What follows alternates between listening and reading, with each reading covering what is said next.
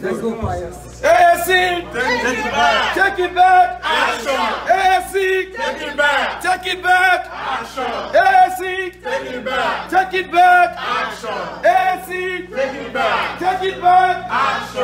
ASC, Take it back. take it back. Action. ASC, Take it back. take it back. Action. ASC, Take it back. ASC, Take it back. take it back. Action. Take it back. Action. Take it back. Action. ASC, Take it back. ASC, Take it back. take it back. Action. Take it back. Action. Take it back. Action. ASC, Take it back. ASC, Take it back. take it back. Action. Take it back. Action. Take it back. Action. ASC, Take it back. ASC, Take it back. ASC, Take it back. take it back. Action. Take it back. Action. Take it back. Action. ASC, Take it back. ASC, Take it back. take it back. Action. Take it back. Action. Take it back. Action. ASC, Take it back. ASC, Take it back. take it back. Action. Take it back. Action. Take it back. Action. ASC,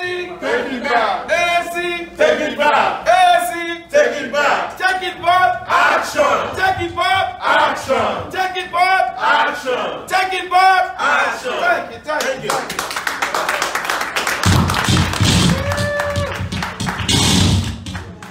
Oh God. I want to use this opportunity to thank you all for coming, and I want to use this opportunity to thank you all for gracing this occasion. And I'm going to use this opportunity again to thank you, Mr. Omoyele Sowore, for coming to Columbus. Second time I'm going to see you today. We have a very, very interesting interview section with Omoyele Sowore, and he laid down his ideologies, what he planned to do to take Nigeria to the next level. Let me tell you a fact. I wasn't a supporter, and after I dialogue with you, let's support him. You know, the thing is, we all know what's wrong with the system we have back home.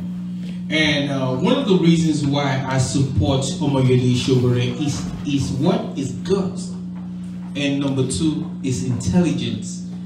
And every question I threw at him, he never mumbled, never had to consult. He was able to answer from here. That's what we need. Most of the leaders we have right now, we know they are outdated. Lifeless. It's time for us to retire them. I'm saying this with no apologies. It's time for us to do this, and I really want to appreciate you for what you're doing and what you're going to continue to do. You know, so of course we are going to start this occasion with God, and we are going to end with God, because without God we are nobody. So I'm going to use this opportunity to call on Mr. Odunaya to, it's not here? Yeah, somebody. Okay, so somebody else to take his place, right? Okay, so we're going to use the opportunity to call on, yes, okay, and we're going to start with prayers, definitely. Good evening. I'm Rosaire. And on behalf of my senior pastor, he's still going to be here, but he did tell me he might be a little late. So we welcome you. We thank you for coming. It's we call these Kairos moments. You are not here by accident. He's not here by accident. And so we just want to commit this to the Lord and tell him to have his way. Amen. You can bow, you can stand, you can do anything you want to do as far as you're giving your heart to God. Take the stage, Lord, have your way. We are just vessels and nothing more. When you're done, please satisfied just to see you glorified. Take the stage, Lord, have your way. He's a vessel and nothing more. When you're done, please get the glory. We're satisfied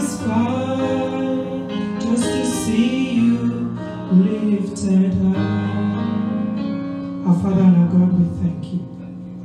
Father, we are humbly coming before you this evening. You are God who is a master orchestrator.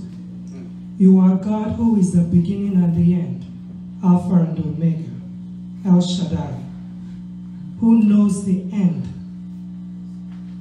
from the beginning. Father, take your place. In this gathering, we commit it into your hands. You know why we have gathered. You know the heart of your people towards Nigeria. You know the heart of your son towards Nigeria.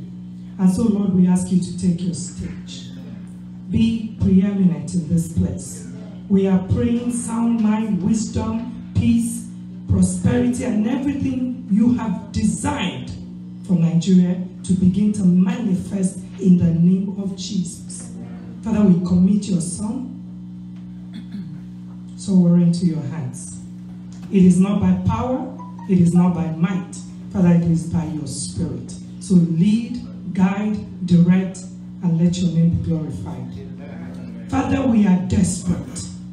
We are desperate for a change in our nation. And for such a time as this, Lord, we have prayed, we have believed. Now, Lord, manifest. Use your son. Use your people who have gathered.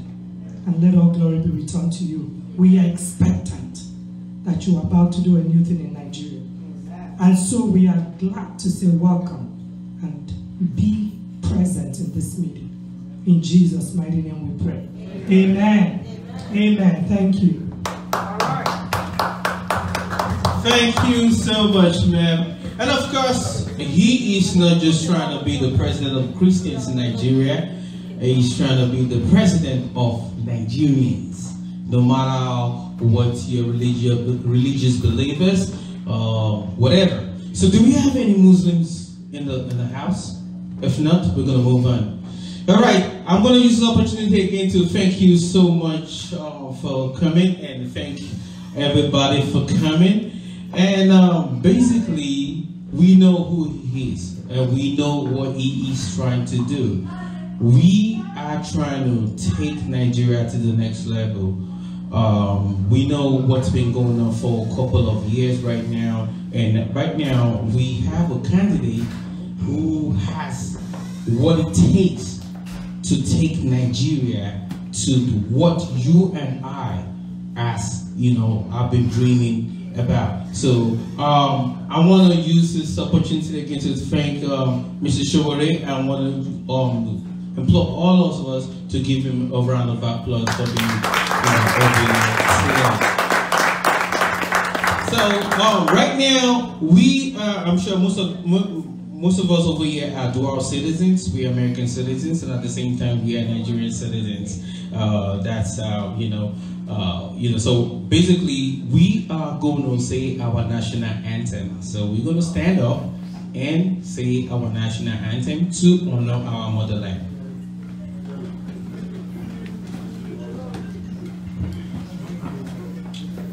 All right, 1, 2, 3, let's go. Arise, O compatriots, Nigeria's call obey, to serve our fatherland with love and strength and faith. The labor of our heroes will never be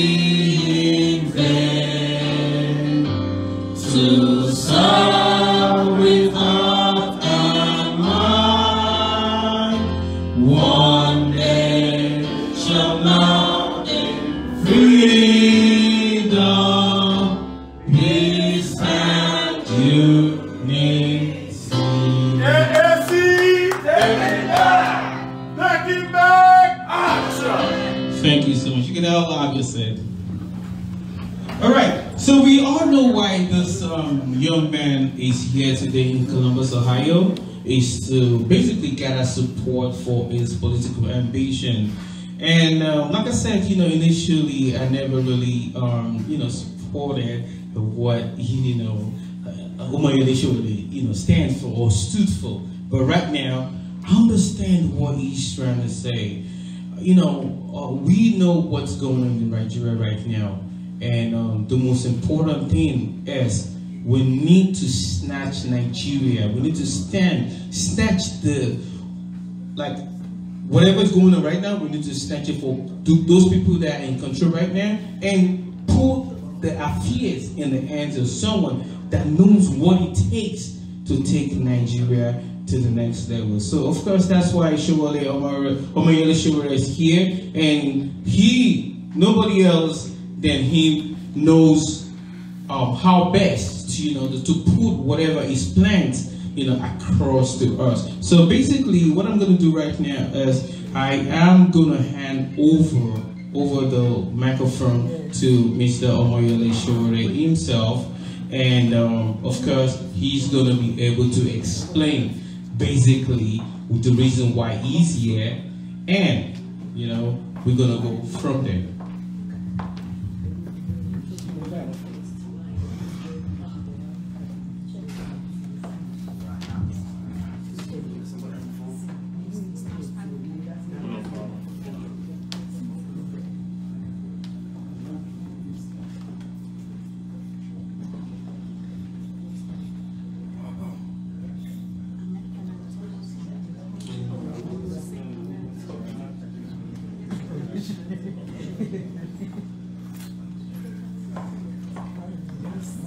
Okay, you know what?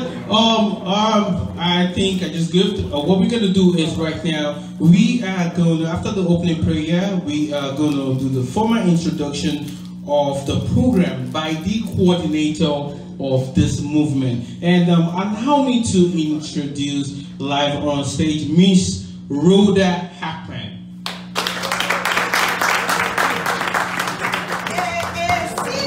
Take it back. Take it back. Action. AAC. Take it back. Take it back. Action. Thank you, thank you, thank you. Great Nigerian people. Great Nigeria in diaspora. Great Nigeria in Columbus. Great Nigeria in Waka.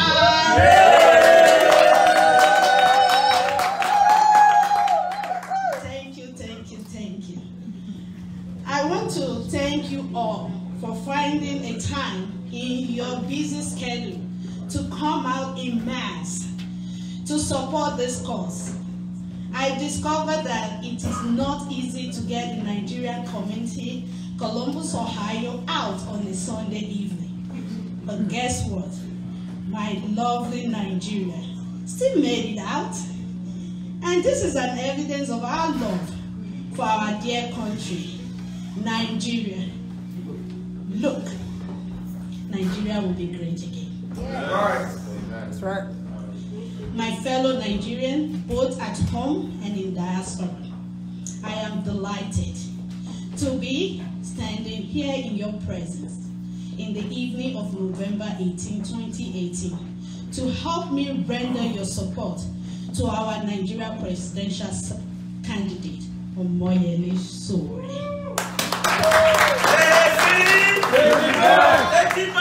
Action. He is here to tell us about his intention to take Nigeria back to a state of our dream, and also to engage in discussion with our lovely Nigerian community, Columbus, Ohio, on that better ways to forward Nigeria in Columbus, Ohio. Agrees with me that this is the best time for a better Nigeria of our dream, the dream of good road, dream of 24 hours electricity, dream of better education for our children, dream of good health, and dream of so many. Therefore, for that dream To be achieved, we need a son of nobody, but with pedigree. A man who has no money bag, but has the ideas. A young man who has no godfathers, no godmother, but look out to Nigeria of our dream needs us to be part of history.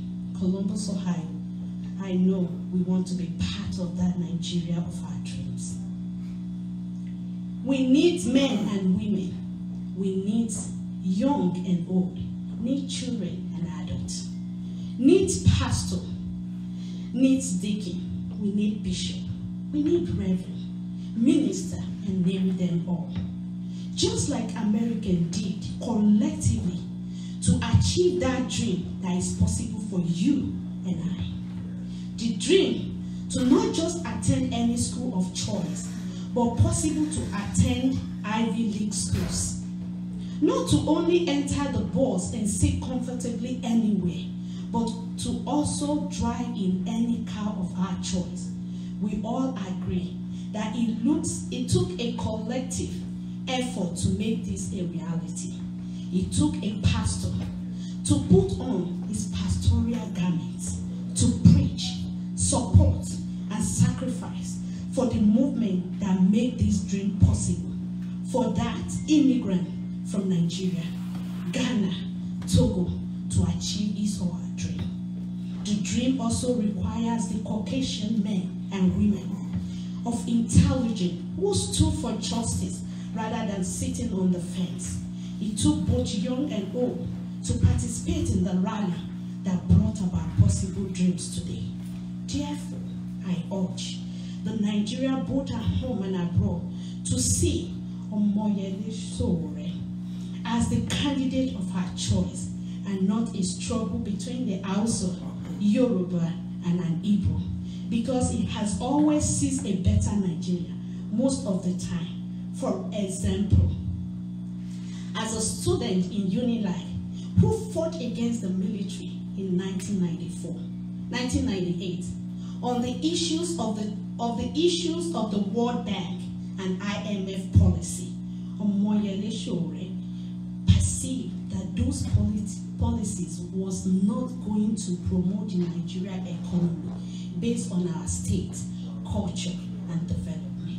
On this note, I implore for your backing for Omoyele Sowore as he refuses the support from Godfathers and Godmother. He needs our financial, moral, and other support. The support is not limited, but it comes across money, your money. That money you've been saving ever since you've been in the United States. We need it. It is time to take Nigeria back. Actually, it's not that we are sourcing for money just like that, but as we said, he has no Godfather.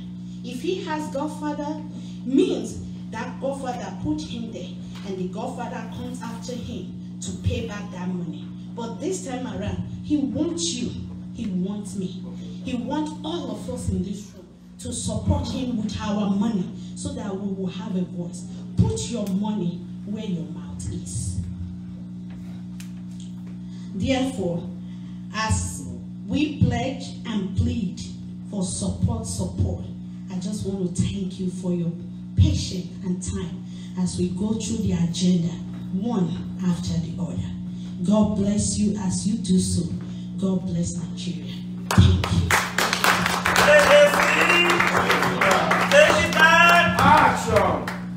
Thank you so much, Ms. Rhoda. And we're going to move on to the next agenda on the next item on the agenda. And I'm going to use this opportunity to introduce live on stage nobody else than the Mayor Makinde. Mayor Makinde, in case you don't know, he's been in the political scene in Ohio, in the United States of America for some time now, and he has so many messages to pass across to us.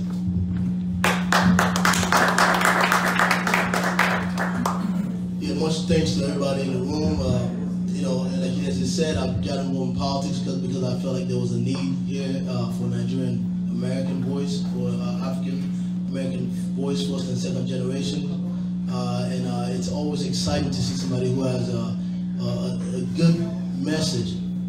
Message is not only true, message that will actually fix things, and someone that has the intellectual capability, charisma, to get things done. I met this young man, I'll call him young man, this young man in Nigerian presidential history level. He's a young man. I met this young man today in the studio, and listening to him in there myself, there's a far contrast in what I've heard Nigerian presidents talk like on TV and what I'm hearing him talk like. I mean, it's like night and day. So obviously, we hope that he can get in there and make a difference. So, but as someone who is here in Columbus, Ohio, I'm supposed to do the welcome. So, in our home, I'm not the only one here. There's doing work in leadership, or they're showing the Nigerians are great anywhere they go on the globe. Anywhere we are on the globe, Nigerians are great. You find the most educated ones, the most charismatic people, the most well-spoken, well-dressed. So again, there's many of us out here doing this. So on behalf of all the leaders in the room, and I'll go from Sister Doja to Marissa Doja. She's the president of NIDO, Ohio here. I don't know if she should please wave your hand. Sister Doja is the president of NIDO.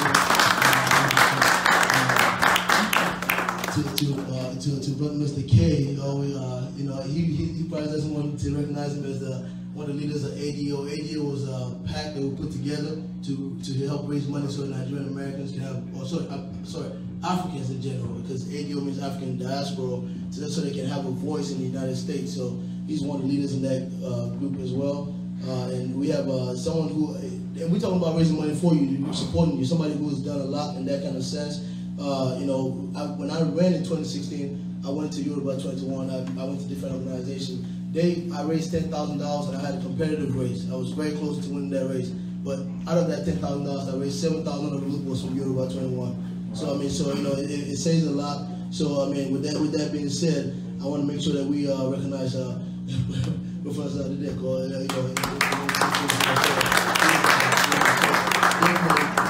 people are doing stuff in here, so and I want to make sure they recognize. But on behalf of all these leaders that we're talking about, I'll be remiss not to mention my sister Fedi, Professor Fedi,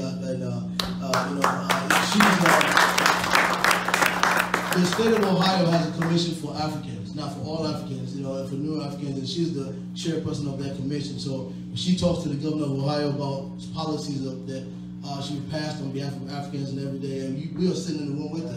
She can talk to the governor, to the legislature in Ohio about policies that should help us grow and help our children grow. So as we're talking about Nigeria, we're talking about people in the room that can make a difference, a lot of difference. So again, on behalf of all of them, on behalf of myself and my family, I welcome you to Columbus, Ohio, and welcome you to this event. Thank you so much for coming.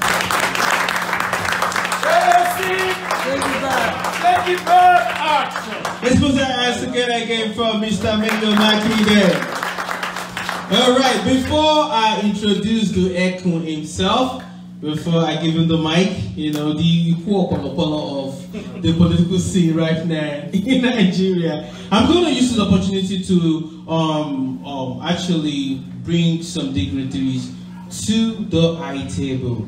Join me as I introduce Dr. Haji to the high table. Dr. Haji? Is he here? Yes. All right, let's give him put your hands together for them. And of course, Mr. Ayedeso. Ayedeso, right? Okay. All right, join us on the high table. Put your hands together for him. Come on. All right, the last person is Dr. J.O. That's what I have on here. Dr. J.O. Who's that?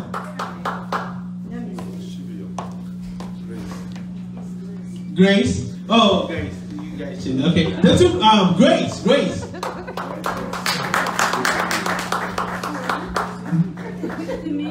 Oh, Gracie Boise, actually. The general manager of Apex One Radio. Come on.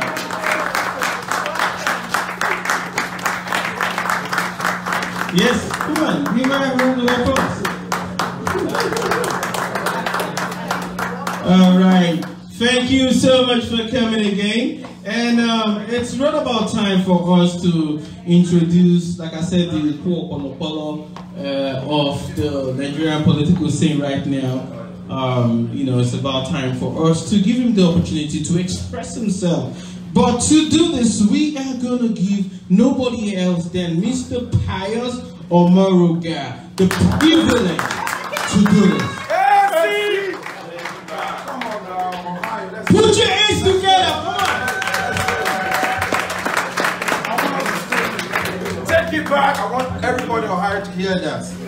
Are we ready? Yeah. I'm going to say, ANC, take it back action. Because the oracle himself is here. So we're not joking. Let's do it. ANC, take it back. I don't want that one. That would be right. We have to scream so that the mayor himself can hear that. So that Baba Niger can hear that. We are not playing here in Ohio. So we'll try to send it back to Daura. So we're not joking. Let's do it. ANC, take it back. Action. You ready? Let's do it again. ANC, take it back. Take it back. Action. Take it back. Action.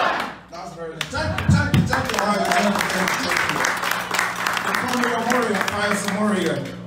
I don't have much to say about our hurricane. Everybody already know him. I'm just gonna. I want everybody to stand up and welcome the hurricane himself to Ohio. First time in Ohio. So we gotta shake the building. So help me welcome Omoyele Sowore, ANC presidential candidate. ANC, take it back. ANC, take it back. Thank you, Columbus. Thank you. As I would say, everyone, please. Thank you so much. Please, let me use this opportunity to thank the organizers of the events this evening for making it possible for us to spread our message of hope, of development, of resistance and revolution from Nigeria to here in Columbus, Ohio. This wouldn't have been possible without the help of Rhoda, where's she here? Our sister, she left. And also Dr. Ifedi Roselle, right? Thank you so much. I cannot do without also acknowledging some of our friends that came from out of town. Yinka here, Yinka Obasa, who is from the next city over, from here I think 2 hours away. And also Sheon Ogunso, who came all the way from Indiana. And today in Nigeria is the beginning of the campaigns for the presidential election that will be happening next year. And I'm supposed to be in Nigeria today to commence the campaigns that is going to lead us to the presidential villa next year in Abuja. But for some reason I decided that I would come here instead. The reason is simple. We are dealing with 2 old men. Yes. And if we are going to start the race, it's better to let them start first. While I play around, and when I return to Nigeria, I can always catch up with them. Yes. Right. So as I'm here, I actually found out that the idea themselves are not ready. And they are not doing anything. They did an event today in which President Buhari's party and himself and the Vice President are launching what they call Next Level. That is their campaign slogan. But you know, Nigerians being very creative people, they did a lot of cartoons which shows President Buhari blindfolded and Nigerians following him to fall over a cliff. And they said that is the next level if you follow Babao. You are going to be led by a blind man over the cliff. The same thing they said to the candidate of the PDP, Abubakar Atiku. People said, well, if you follow him, you know what he will do. Some people drew a cartoon of everybody following him, holding on to their wallets. Yes. And these guys who follow them, they are going to rob you. That's the reality. So I'm trying to break it down to you to understand the dilemma that Nigeria is facing today. And Nigeria, in my view, is like a country of, that was South Africa before 1994, when there was apartheid. Except that South Africa's apartheid had a white minority rule oppressing a black majority. Nigeria's apartheid is black minority rulers oppressing a black majority as well. But the difference between Nigeria and South Africa was that when South Africa ended apartheid, they did not look for a white person who was involved in apartheid to lead them. They went to look for an activist who fought against apartheid to lead them, and they looked for the person who had the best pedigree, the best reputation and integrity, and that was Nelson Mandela, and made him the president of South Africa. But in the case of Nigeria, we had some of our people are looking for the people who were the operators of our own local apartheid to lead us. It's like South Africans voting for Pink Botha in 1994 to lead them.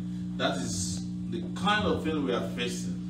Those who are priming themselves and positioning themselves to lead Nigeria at this time were the same people who caused Nigeria the pain and suffering and sorrow that Nigeria is in today. The ones that are not directly involved are partially involved, but these two other major characters that we have in front of us, who are leading the behemoth parties, the PDP and the APC, are the people who probably when you were growing up, you heard about them. If you didn't hear about them, you probably studied them. I was saying it yesterday in Chicago that in 1979, a social studies teacher of mine taught me about a man named Audu Ogbe. He was the Minister of Agriculture to Shagari. In 2018, Audu Ogbe is still the Minister of Agriculture to Buhari. That tells you how much Nigeria did not progress between 1979 and 2018. If someone was born in 1979, how old will he be by 2019? Huh?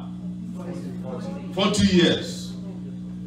That is how to just mathematically or arithmetically describe the circumlocution into which Nigeria has been put in the last 40 years. 40 good years. The reason I'm saying 40 is that Audu Ogbe is likely to remain the Minister of Agriculture till next year, 2019. Because Buhari doesn't fire, or he only hires, he doesn't fire. They will remain in government. But if you're thinking about Audu Ogbe, look at Buhari, who was in power since, he was in power in 1983. In 1983, I was in class 2, secondary school, when they announced the coup and Buhari took over.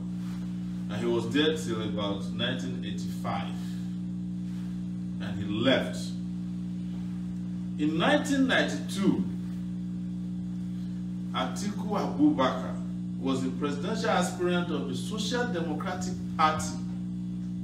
Right? In 1992, I was at the University of Lagos, year 1. My second year at the University of Lagos, going to third year. So, when Buhari was president of Nigeria through a military coup in 1983, he was 42 years old. When Atiku contested as SDP presidential aspirant in 1992, he was 42 years old. According to the official records. Don't forget that Buhari's sister is 82 years old. and Buhari is 76, or 75 going to 76. Atiku is 72, according to his football age. It's not unlikely that these guys are both in their 80s. You can't rule it out. But let's assume that we're dealing with numbers that they gave to us. But what haven't they done? Atiku went on to become the vice president of Nigeria between 1990 and 1999 and 2007, if I get that correctly. Yes, 8 good years. They left Nigeria in the dust. Of course, Buhari was only president or head of state for 2 years before he was kicked out. And as I was on the radio show today, a question was thrown out at me as to what I would do about corruption or punishing people who have destroyed Nigeria. It's a very tricky question because all the time people ask me not to say what I want to do when I become the president of Nigeria. I understand it, but anybody who is in my position who doesn't know what he wants to do and can verbalize it is not ready to be president of Nigeria. That's the truth. And I said to them, the problem with Nigeria is that Nigeria has a problem with justice. Nigeria cannot bring justice to the offenders of Nigerian states and cannot bring them to justice. Otherwise, Buhari would be in prison now, awaiting maybe execution for planning a coup, which is treason. According to Nigeria's constitution, treason is punishable by death. He probably would have been killed officially by now. Atiku ought to be in prison as well for corruption. The government of the United States documented bribery collection worth over $40 million transacted through Abubakar's wife. Atiku Abubakar's wife, her name is Jennifer Douglas Atiku. They used to live in Potomac area of DC. I went there to interview him before. He lives in a mansion there. But when they realized that they were going to face justice in the US, they both ran away from the US. Never faced justice in the US and never faced justice in Nigeria. If Nigeria's justice system was working, Atiku should be, into his 10 to 10 years in jail now for a 20-year imprisonment for the massive corruption, bribery and corruption that he undertook. That's not the only thing that they did. I'm giving you this idea so that you know how terrible our situation is in Nigeria. I'm not describing to you the problems that we have. You already know all the problems. I'm not describing to you the complexity of our problems. You already know it. But I'm telling you a human angle story regarding why Nigeria cannot afford to make the mistake that is about to be made again in 2019, and the reason why I'm standing in front of you. But here is my own story. About the same time that all these guys were doing what they like, committing treason and corruption, in 1989, when I was 18 years old, I walked into the University of Lagos as a freshman. And guess who was also my roommate, and not my roommate, but hallmate and schoolmate, Yinka here, Obasa. And as we sat down there, what was Nigeria's problem? Nigeria had a military problem. The military had no intention to leave power.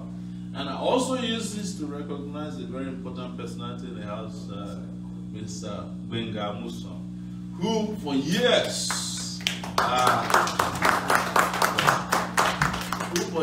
was a partner and a friend. He was a journalist in Nigeria and later worked with the US Embassy for several years in political units. They're always talking to us about democracy and human rights. And we started fighting these characters since 1989. And between 1989 and 1999, while these guys were flourishing in crime, I was flourishing, failing out of school. I didn't actually fail, but they failed me as much as they could. They expelled me from the University of Lagos between 1989 and 1999 when I left Nigeria twice. I was beaten, detained, and tortured by the military, the police, for standing up for what is right. And today, at this juncture, Nigeria has been asked the question, between these three persons, which one would you rather choose? And we're in church today, but I'm not comparing myself to Jesus Christ.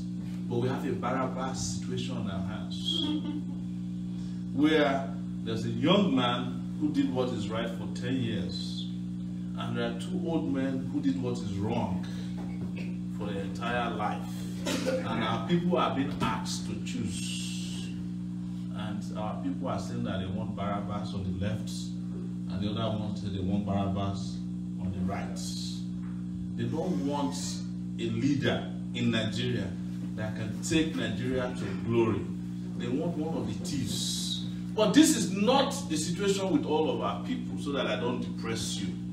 A lot of Nigerians, majority of Nigerians, don't want these guys, contrary to what you are hearing on the internet about people who are talking about being articulated, you know, or hyperventilated, or people who are hallucinated.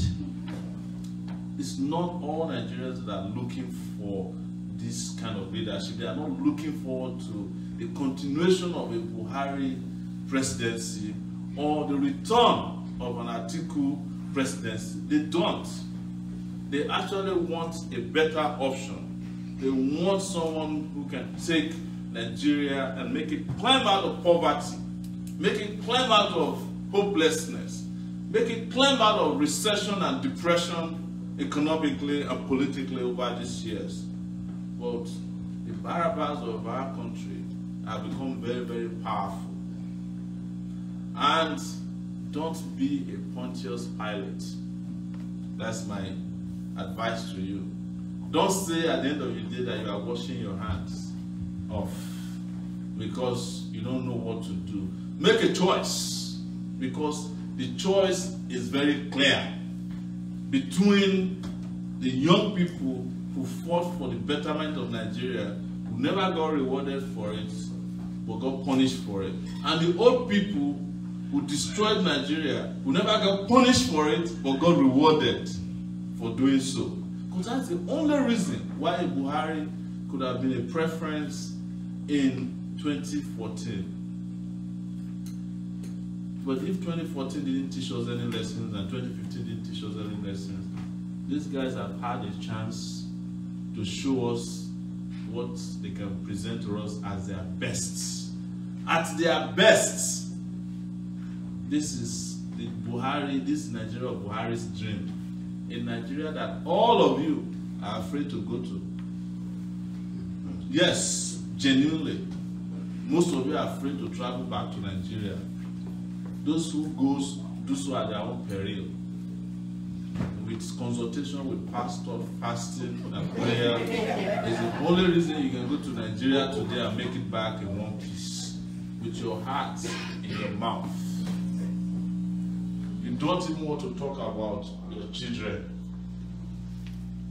If any one of you had ever had a chance of taking that adventure with your children to Nigeria, you know how your words, how you become worthless after you come from Nigeria with your children. When they're asking you, Daddy, is that really your country? Mommy, are you serious that we're going back to Nigeria again? But that should not be our situation. But that has been and is going to be again if we don't make conscious efforts. So I'm standing in front of you today, witness to a terrible history of Nigeria. In fact, I'm a witness to the lack of history of Nigeria. Because if Nigeria were to have history, maybe we would not have some of the problems we have now, because at least people would have been taught the evil done by these leaders to our people. But history has been expunged from our curriculum. Nobody's teaching history again. They don't even teach contemporary history. What we have left is the 140 characters on Twitter. Just barely enough to tell you what happened 5 minutes ago. or the ever strolling news feed on Facebook that puts you in perpetual state of forgetfulness, or the one that promotes your attention deficit disorder, because you have so much to read and look into, you never really pay attention to much. Otherwise, perhaps my job tonight would have been easier. It would have been easier to convince you. In fact, it wouldn't have been necessary for me to speak and describe who I am or what I want to do. We could have been able to tell that the difference is so clear. You could have made your decisions now. There wouldn't have been a situation where these Nigerian leaders once in a while actually come here and we wear our nicest clothes to go and greet them. I've heard when these criminals come into town, some people will even go and buy space to sit around with them. But not all of us.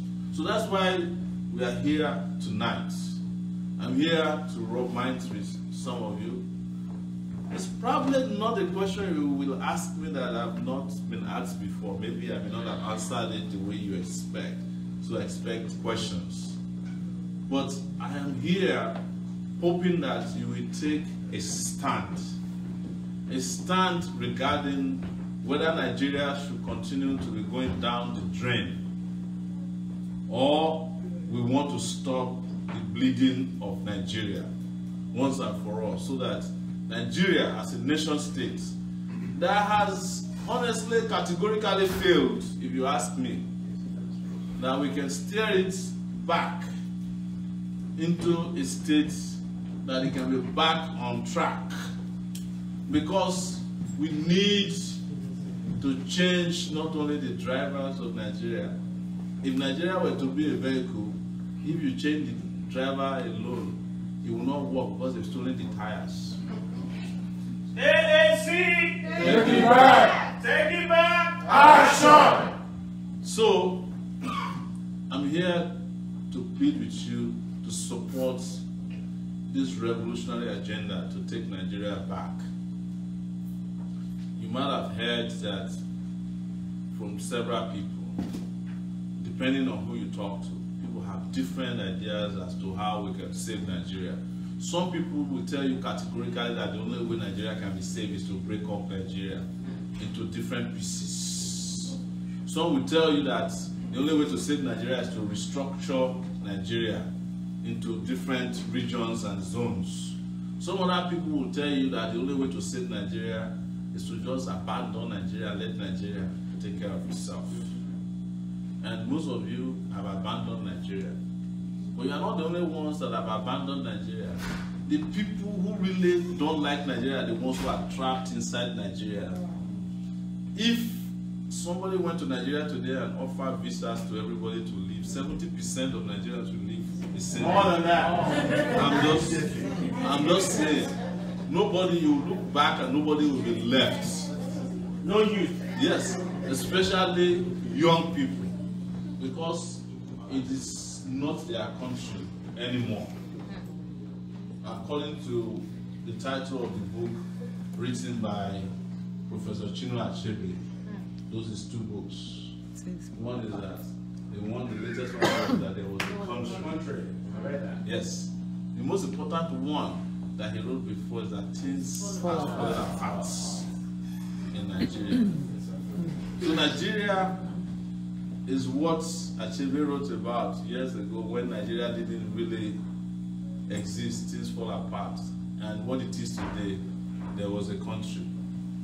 So in the middle of it all is you. And who are you in the middle of it? You are the people who left Nigeria, but Nigeria did not leave. Yes, so many of you no longer have anything to do with Nigeria. But I bet you, if you have WhatsApp, Nigeria is following you everywhere. If you are getting those prayers gradually that leads to demand for dough. So, what has that led to? Beside oil, the Nigerian diaspora is the biggest source of revenue to Nigeria. So whether you like it or not, whether you hate Nigeria or you don't like Nigeria, you are somehow one of the biggest funder of Nigeria. So the man I've been telling you about foreign aid to Nigeria, we did a calculation recently, and the US in 3 years only managed to give Nigeria $713 million in 3 years. And Nigerians in diaspora, as of the last quarter, had already sent $70 billion to Nigeria. AAC, take it back! Take it back! Action! And they come, that is the official rates. That is through Western Union, MoneyGram, World Remit, Ping Express, Boss now, you know. Everybody is helping you send money home, you know. But you know the biggest source of money transfer to Nigeria is help me take it home. That's when you really send serious money, when you find somebody who you can trust to help you wrap it and take home for you. So why don't we then think about, out of this 70 billion, is it possible that we can look back and support a process with less than that, in which if every one of you contributed $200 to our campaign, 10,000 Nigerians would have contributed $2 million. That's all we want. And we head back home the way we have been doing in the last 12 months. We have figured out how to mobilize the country. We are entering campuses, we are entering palaces, we are shaking up the place, and we are shaking the table. And people are falling off the table as we are shaking them. Yes, things are moving around. In fact, ideas that we brought in 8 months is forcing people in government to think progressively about how to run the country, even though they are pretending to do so. People are paying attention to us as we are not only discussing the future of Nigeria, but the future of the continent of Africa, or even relations between Africa and blacks as a whole. Because if we get it right in Nigeria, the black race can once again be proud. Yes.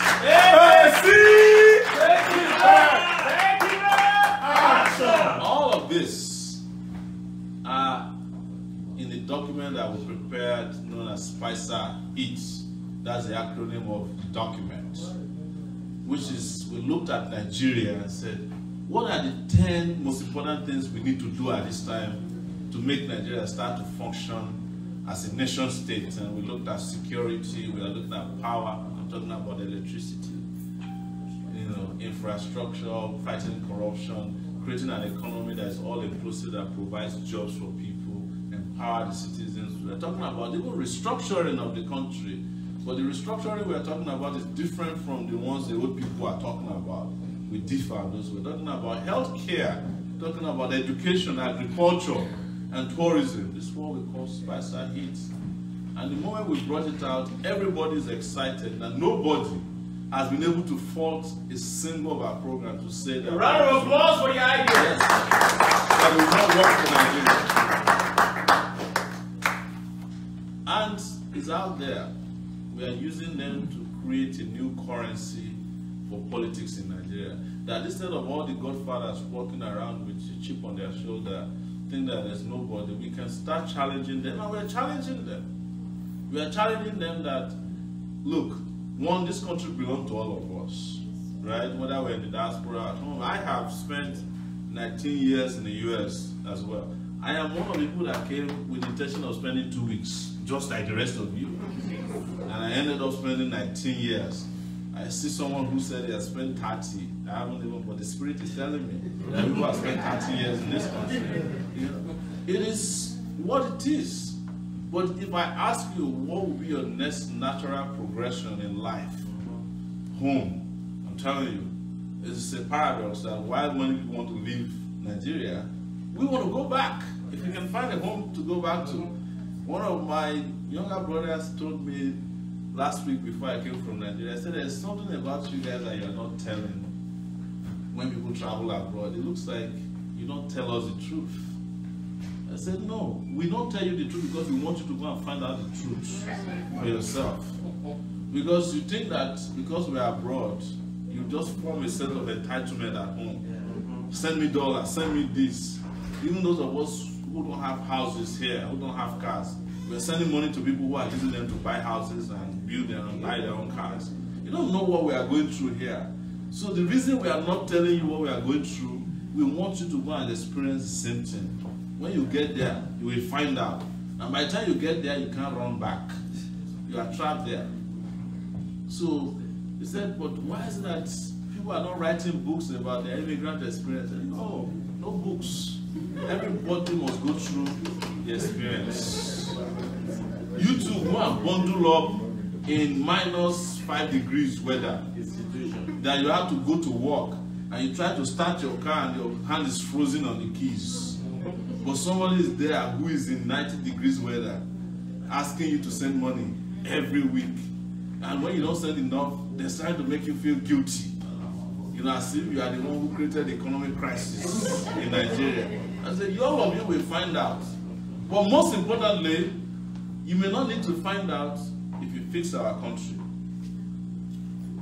And if you fix the country, you'll be surprised that so many people will return home. People you have never seen before in your life. In my village, if you travel abroad in those days and you don't come back, they will go and consult with the Babalawo to call you back. They'll bring you back. I said, you don't need to bring anybody back. The moment Nigeria is fixed, people will return on their own. That's the state of mind of a lot of us. In fact, a lot of people who want to go home have already acquired skills here. A lot of people want to go home, doctors or accountants or nurses, they want to even go home and serve for free because of the things you see on the ground, and you know that these things are not as difficult as they are.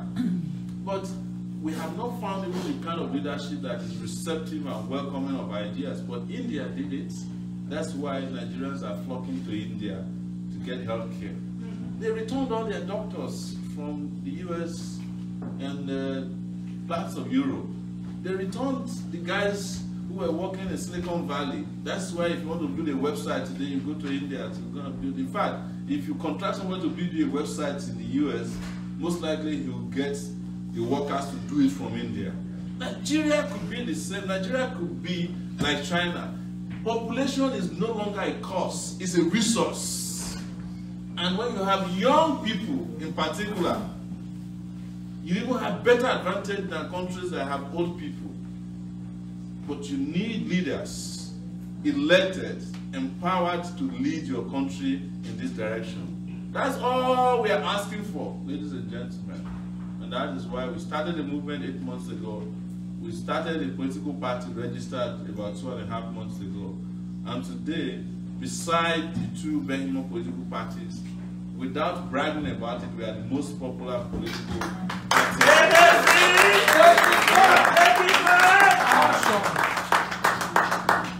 And we have been breathing life into this program with ideas.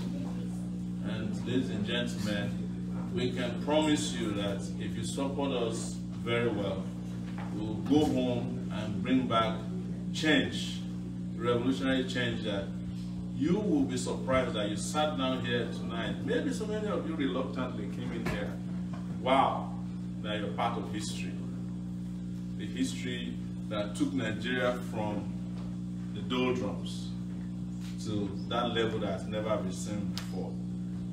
You know, I don't used to be a politician, and I still don't consider myself a politician. But how I knew I'm a politician now is that if you give me the microphone, I don't know how to drop it. So, but I know a lot of you have questions, a lot of you have contributions and suggestions and comments to make.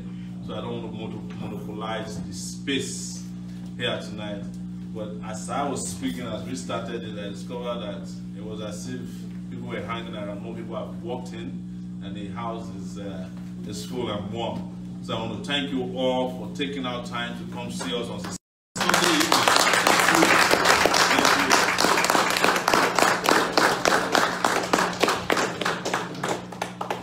And I just wish you a better Nigeria starting from 2019 if we take the right decision. Take it back! Action! Put your hands together again from Mr. Omoyele Sowore. More! All right. We have heard from the Horse's Mouth himself, and I'm pretty sure after hearing from him, so many people are itching to ask that question. How are you going to deliver all those things that you've promised? So permit me to introduce the lady that's going to be in charge of the question and answer session. Permit me to introduce to you Miss Rhoda Apper.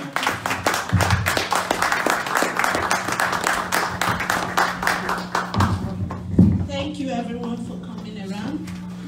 This time it's going to be fundraising, and after the fundraising actually is question and answer, so be relaxed. You will stay waiting for your question and answer.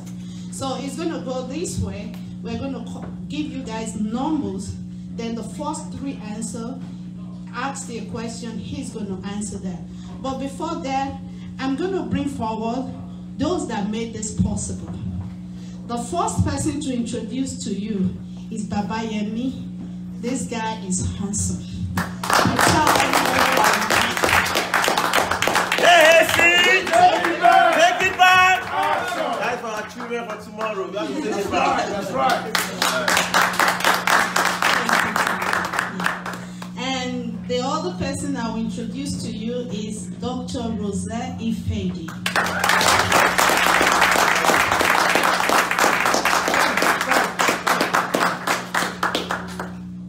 I will introduce also Mrs. Teresa Idoja. These are my mothers.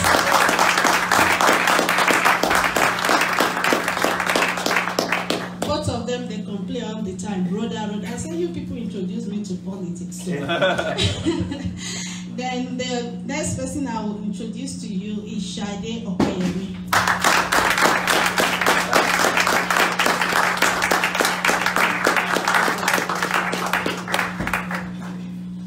I just want to say thank you for your support, for everything that you have done to make this happen. It's never easy. I know Rhoda sometimes can be, I don't want to say it, so that you people will not look at me like that. But I just want to let you know, they are mothers, they are brothers, they are sisters who understand me well. And they've been working with me and they've been supporting. Thank you so much, and I appreciate it. And I just want to use this forum to thank my sweet husband, Michael Akwen. This guy has been a blessing to me. Sometimes I get home at 1 a.m., 2 a.m. I just enter the house, he will never complain. If you say, I will just tell him, darling, it's about Takeitback. Okay, so darling, thank you so much. So right now I will introduce Dr. Rosette to handle the fundraising, and after that it will be my mother again, Mrs. Idoja, to do the question and answer. Thank you.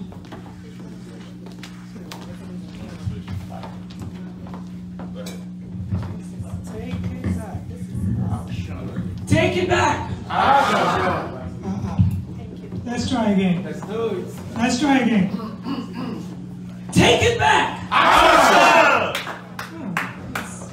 It's kind of coming up there. Not quite there yet. Not quite there yet. Take it back. That's more like it. Faith without works is dead. Yeah. She's going to preach. Before I say one more word, I want to thank the man of the hour, the man of the season. People, this is a season. This is a movement. He didn't have to say any much more, but I want to thank you for being here this evening. That shows you still care, because some of us have gone nonchalant. That means you care. That's why you're here. But I always know, as an African woman, to pay respect and dues. So I want to recognize my husband, Ambassador Ifedi. Don't leave. Thank you for coming to support. When we talk about politicians, that's them. So it's good to have the bishop in the house, so he can give us some few words of advice. And I also recognize Senior Pastor Dr. Simbo Junaya. Thank you for letting us use here. How many of you are excited? You're right. Seriously, we don't need to convince people too much. Because David had just 5 stones and took Goliath out. I don't need to convince any of you that we have prayed long enough. And this man is an answer. This man is an answer. Come on. Come on. This man is an answer. That's why we want you to reach deep into your pockets. Adiola, I understand you have some other ways of collecting money tonight. Yeah. Which you can tell us about. On the floor. On the floor. So we'd like you to help. He's already laid the vision out. He's told us what he plans to do, but he's not going to be able to do just himself alone. He needs our support. He needs our backing. Some of us are backing up with presents, but right now we need some cash, or checks, or credit cards. All right? Yes. Right, brother? We have it all. Okay, who's going to be collecting money? I want you to reach deep in your pocket. Write the check. We have a square, so you can do swiping. But we're going to do this, and then we'll take a few questions like Rhoda said. If you want to announce it, we'll be glad to announce your contribution. How's that? Is that a plan? Dr. Diako, I know you're here. Just recognizing you. Amen? Amen, yes. They are the leaders in the community. So if you'd like to come up and make a presentation of your money, please do so. And we'll just give you 30 seconds to just kind of say one word and give your money, give your presentation. We don't have to belabor this so we can have some more interaction tonight. Yes. Sir? Can I say something? Please come up and say something. Take it back. And there's also credit card. Hello? Yes. Take it back. Action. NAC. Take it back. Anyway, I didn't tell my president that I was talking to you, so he's looking at me like, what is he going to say? I am Oluwaseun Oguson from Indianapolis. I traveled about 3 hours to get here. I have never been interested in politics. Never. When I was able to win the visa lottery and come here and give birth here to my children, I said, okay, I'm done. I don't know, Yoruba will understand when you buy of Nigeria and you hold it for real. I did that and put it in your pocket. That means you are not going back home again. You are not stepping that place again. I was so frustrated. I finished from last week chemical engineering. So frustrated. I'm not a dumbo. My friends will see me on live chat or whatever. Anybody that's doing live chat, they know me. I'm so famous. In Lasso, not just an entity. Bantu is the name. If you are looking for Sheon, I'll be the last Sheon that you look for. So, up to now, Omoyele Sowore, it's not like we have a personal relationship, but just because I saw him on Facebook, the way he was doing, I said, this is the man. This man is bringing out the action in me. This man is telling me that Nigeria can walk again. Some people are saying, let's make Nigeria great again. Nigeria has never been great. Ever since I've been in Nigeria, I've never witnessed Nigeria being great. No, I'm sorry. So let's make it work. Okay, everybody has some. Okay, my point tonight, I don't want to take your time. My point tonight is that I know how much I spent just making sure that Nigeria works. And I am telling you that Nigeria can only work under Sowore. APC, PDP, they are the same thing. It's very easy for them to just change. Oh, APC is not working now. Let's just go to PDP. PDP is not working. It's very easy for them to change. If you want to know a country that works, look at Republican and Democrats here. They don't just switch anyhow. So I'm telling you that we need to contribute. Some people will go on Facebook and talk. Nigerians speak a lot of English. I don't speak as much English as people do. Please, let's speak in the English of money. Please, donate money tonight, not too much talking. And anybody that donated the IS, don't let me bluff. People are watching me. How much have I donated before is the question, which we can check. Which we can check the record, but I'm still willing to donate more. And I will double the IS tonight. That's what I'm saying. Thank you.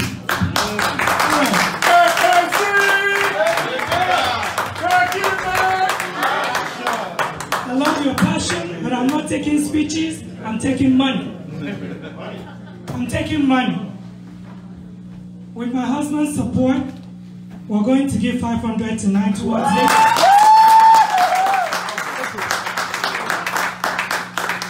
Maya has called me almost a politician, but I'm not either a politician. But I love Nigeria. I love Nigeria. And I know we are going to make a difference. Enough talking, we want the money. So please, unless you're coming up to tell me about money, don't come for the mic. We have time for question and answer. Money? Yeah, of course. Yeah. All right, sir. Come on, sir. I'm talking. That's what You're not going to take comments. You're going to take 30 seconds to say. For money. Keep it on time. For money. Thank you. For Omoyele Sowore show, you know we know each other. I'm not going to pledge here and what I will not do. I'll give you a call, and then for tonight, I'm giving you $200.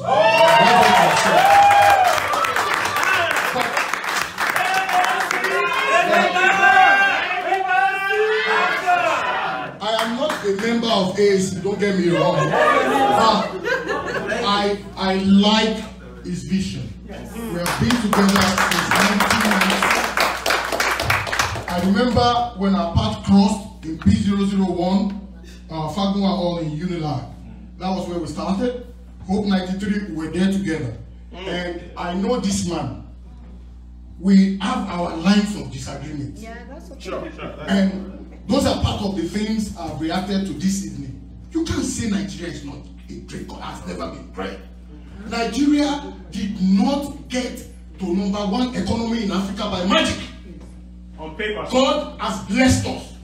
It is only mismanagement that brought us to where we are today. All right. You know this story. Right. I'm going to tell you one thing. Why Nigeria don't have an airline today? No. Thank God I have the League of Airport and Aviation Correspondent chairman here. While I was a member, okay? Umazota panel.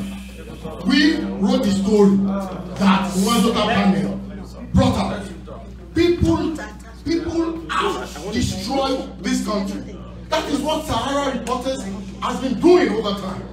And that's why I can support his dream. Thank you. Thank you. My lines of disagreement are there.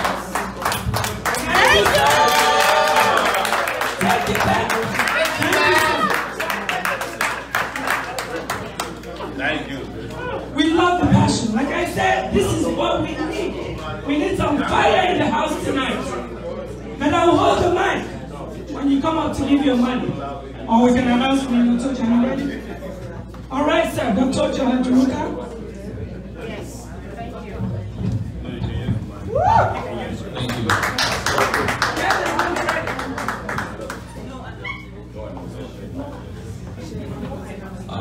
Omoyele Sowore.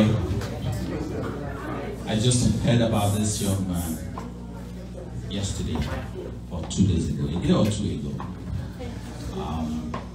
And I've been very much impressed by what I heard. I will say at this point, I'm going to donate $200. And backup is on the way. Take it back. Thank you, Dr. Hajiroka. And I'm telling you, I'll repeat something else he said. He said, all those old names, he will never vote for anybody who's been there before. I want to say tonight, we are pro-excellence. We are tired of mediocrity in Nigeria. and we are pro-excellence. That's what this man stands for.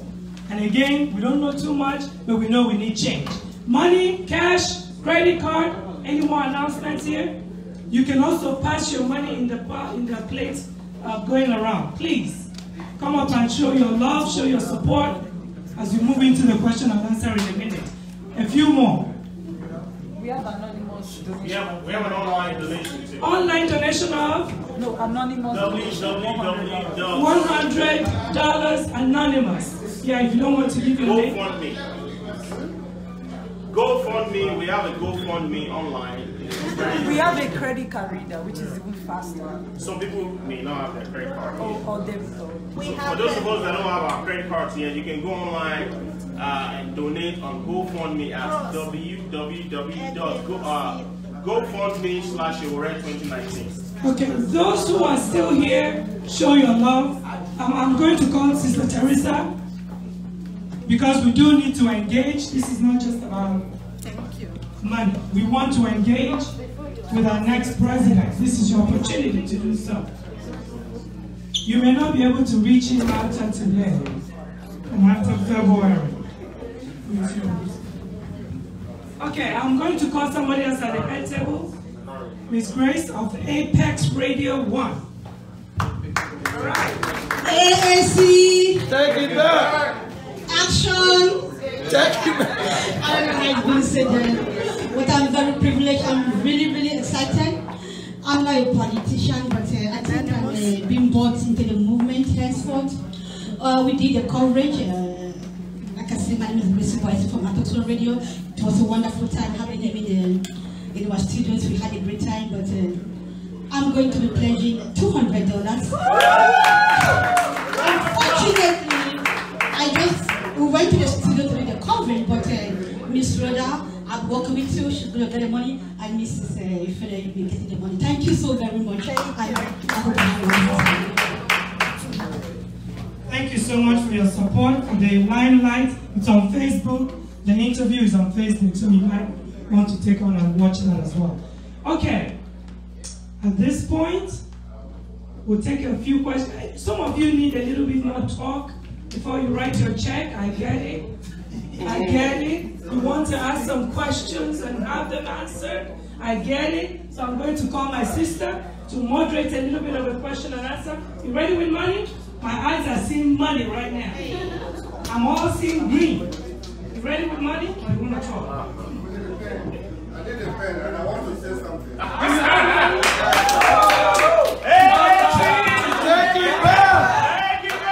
Action! We love your Haji can write some big numbers. Thank you, everybody. Honorable Sowore is going to be our next president. That's right. And what I'm trying to say at this point, it's not necessary to bring $1,000. Even if it's $1, it's going to help. And that is the movement. And after that, there are some other points or agenda that need to be done, which I'll tell the Honorable President who is going on in 2019, and I'll let you know before you leave tonight. I'm going to tell you. So right now, I am going to donate $100 and I'll write the check.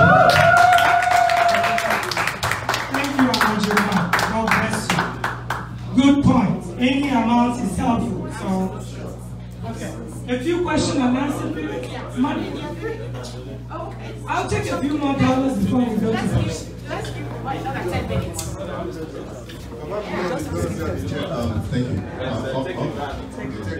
So on behalf of myself and family, we're going to donate $100.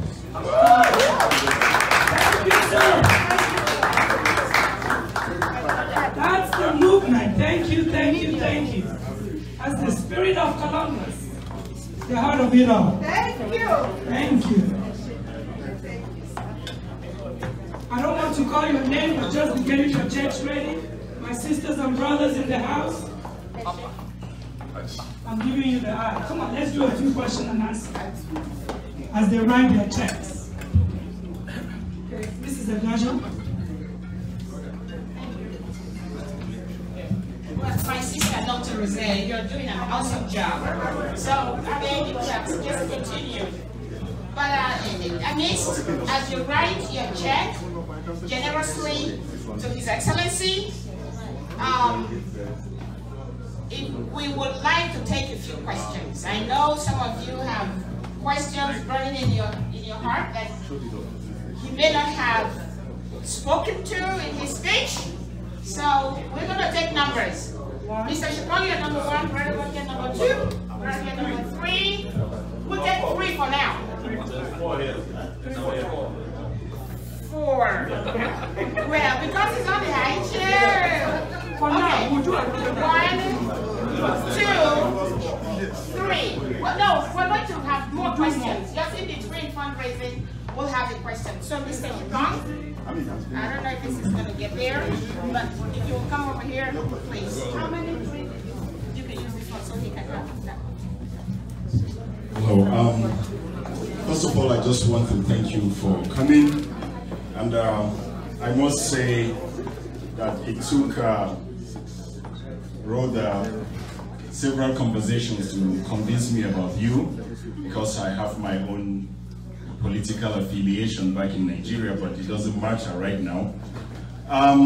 This is I'm speaking as someone from the north central part of Nigeria, specifically from Plateau State.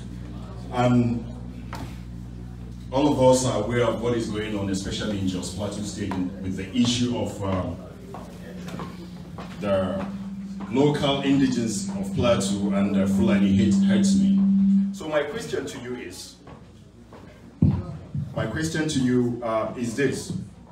What are some of the specific policies you're going to put in place in terms of dealing with this issue of Hausa Fulani herdsmen versus the people of Plateau State? Thank you. Thank you. Number 2. Number 2. You want to take it one at a time? No, let me take all of it. Okay, so, Abiyagujabi, come on. And you're number 3. I'm number 2 here. This is number 2. No, this is number 2. This is number 2. Number 2. Please. I'm 3. Yeah, 3.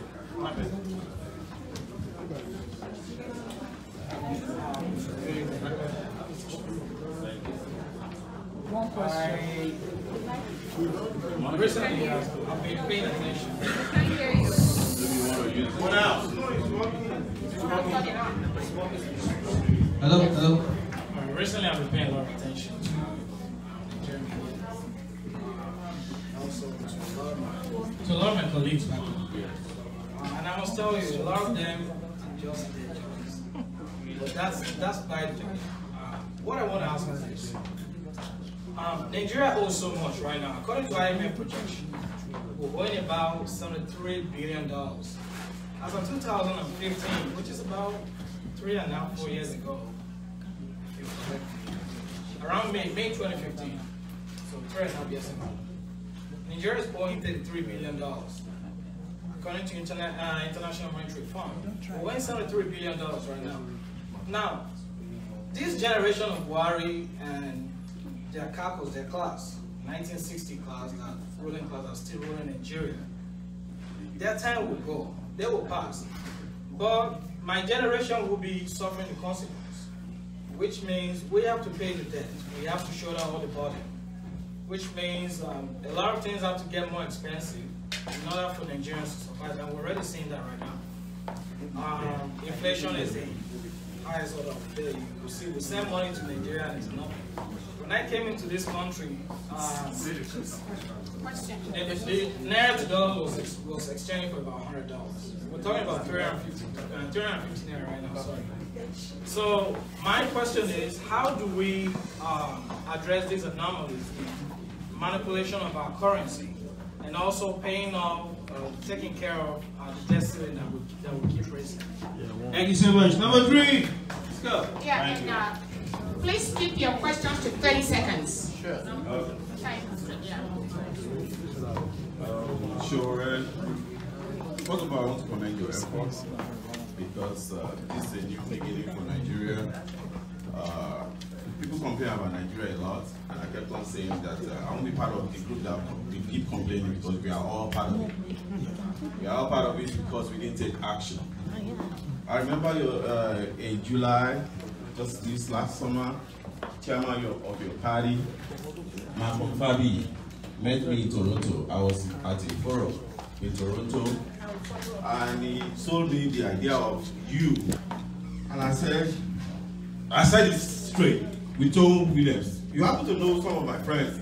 I've met you several times as a journalist in Nigeria, but we have not met one-on-one. Tom Williams in New York, my Monday, Benga Mushon, who is also an activist in Lagos.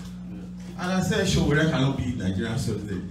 Malcolm X was like, what do you mean? You know, I said, what is the political structure on ground that your party, the ACA, I said it's a good thing that somebody as a youth came out to take Nigeria back, which is your slogan. I said, but what is, and I want you to answer this today, what is the political structure in ground? Because we all know that Nigerian politics has been monetized. It is cash and carry. I mean, we can't be blind to it. This is not Arab Spring. Arab Spring, everybody was, I mean, the system was working. And people are comfortable to some extent. But they fought against some policies. But my question is, what is the political structure that you guys want to, because that was one of the things that messed up the. Thank you so much. We're going to give Mr. Sowore the microphone so he can answer our question.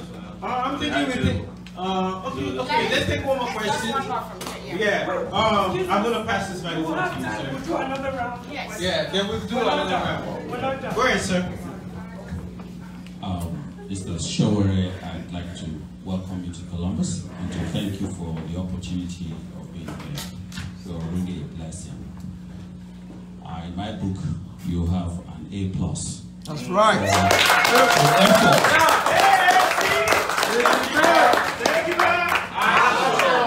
I first heard about you 2 days ago, to be frank, at the ACF.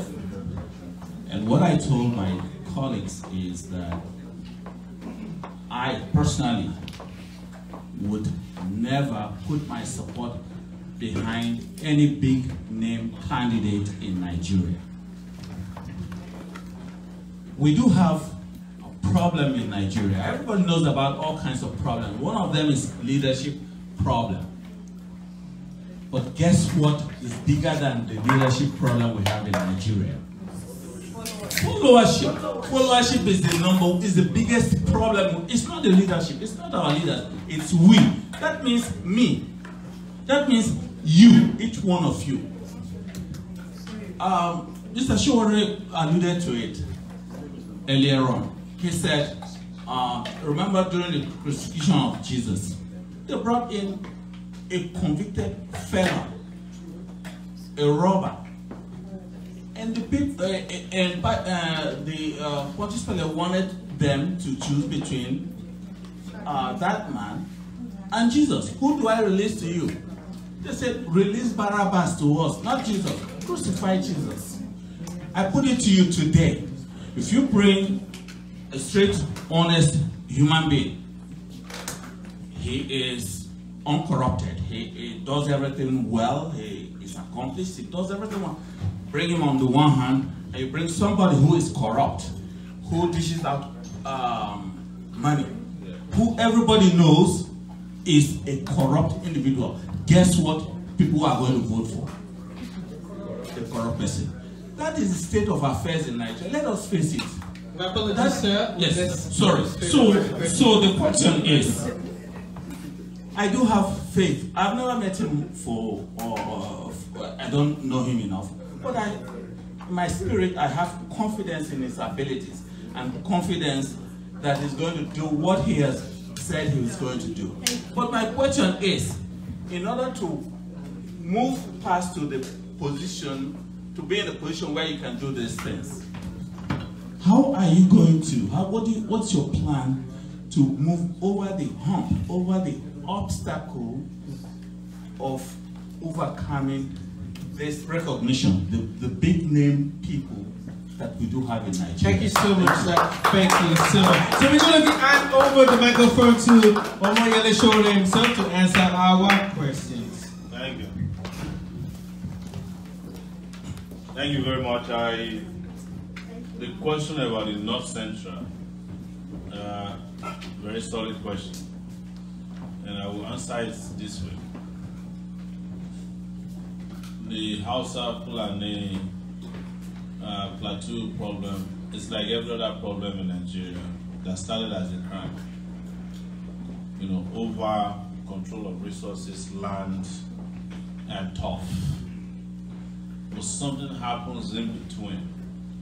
The person who is the aggressor finds out that the president of Nigeria is his brother the next day. And he draws inspiration, he draws support, either direct or indirect from them. And then suddenly he becomes an untouchable. And then the problem becomes unsolvable.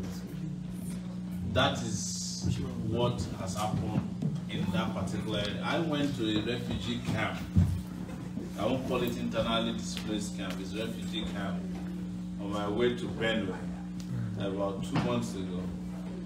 And the people in the refugee camp were saying that the villages from which they were displaced have been renamed after the people who displaced them. And the federal government of Nigeria, led by Alhaji Buhari, is not doing anything about it. Instead, they are planning to set up another committee. And you know what committees do in Nigeria. If you want to cover up a situation, set up a committee for it. Then you set up another committee to look into the work of the other committee. And then you set up another committee to write a paper about it. And another committee to commission the paper. You know, that's how to solve the problem. That's how they solve the problem in Nigeria. As the president of Nigeria next year, first I will be impartial. And security agencies will be allowed to do their work. That is to say, the movement of arms and ammunition that is afforded and accorded certain special categories of people will no longer happen in Nigeria. And anybody found to have committed any crime will be tried. Why would you look at it and say none of the aggressors or people who are seen even in videos have ever been arrested? Or in cases where they are arrested, they are released almost the next day or prosecuted. It is because there is some kind of bias for them. It is not to say that even on the other side, there has not been crime, okay, so that we are very clear about it. But the way to solve it is to go in there and make sure that everybody who has committed a crime or who is engaging in crime is flushed out of the area. And not to give the excuse that the people who are killing in the plateau are from the Niger Republic. I mean, how do people walk with AK-47 from the Niger Republic to plateau and nobody stops them on the way?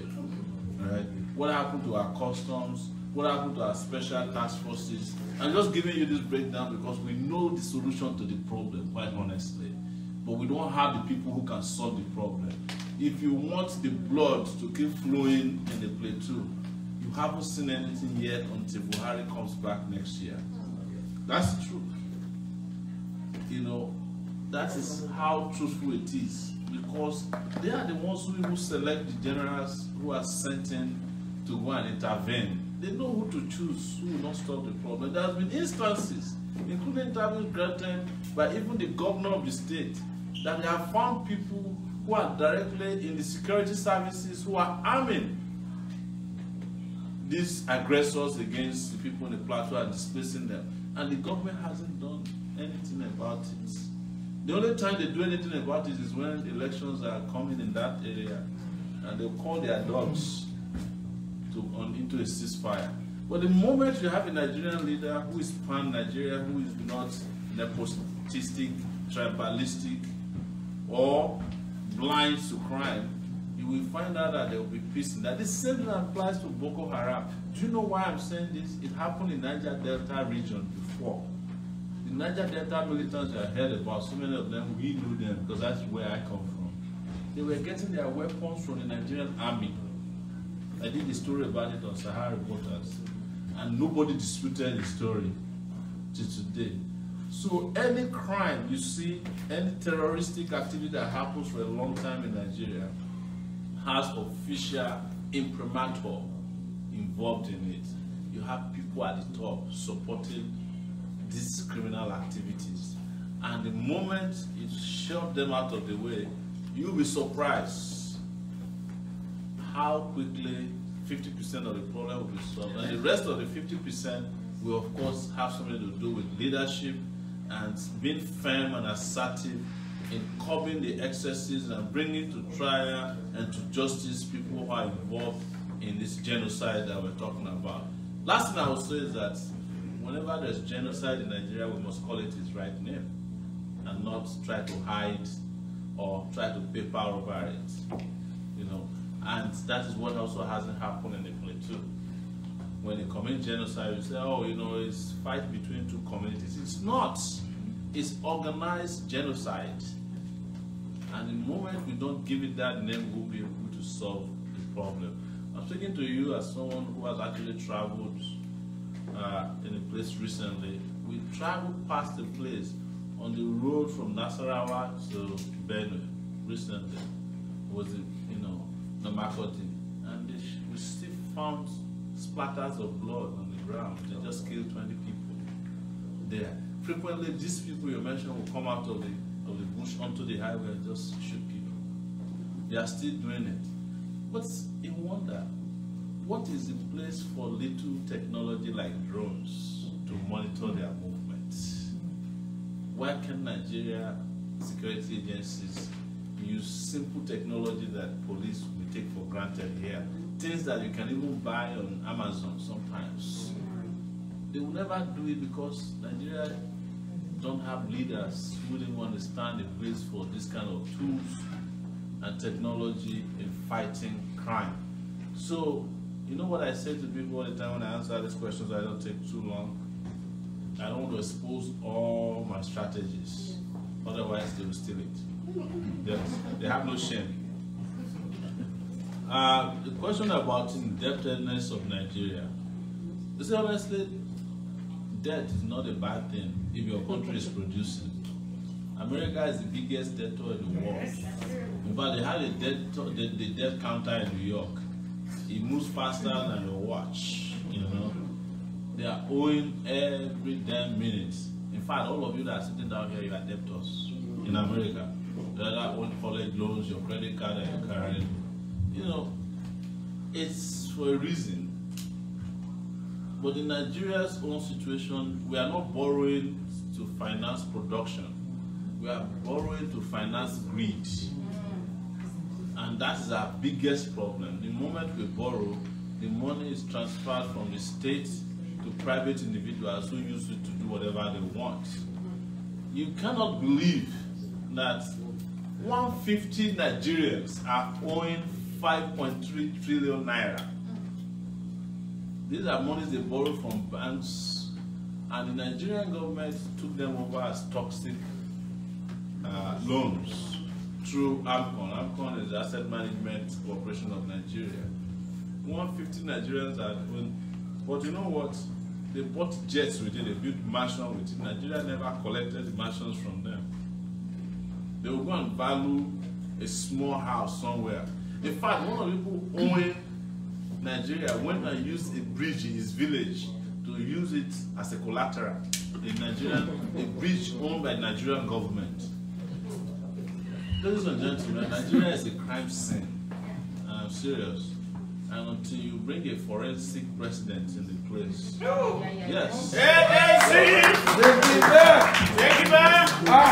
Who's not afraid to step on toes.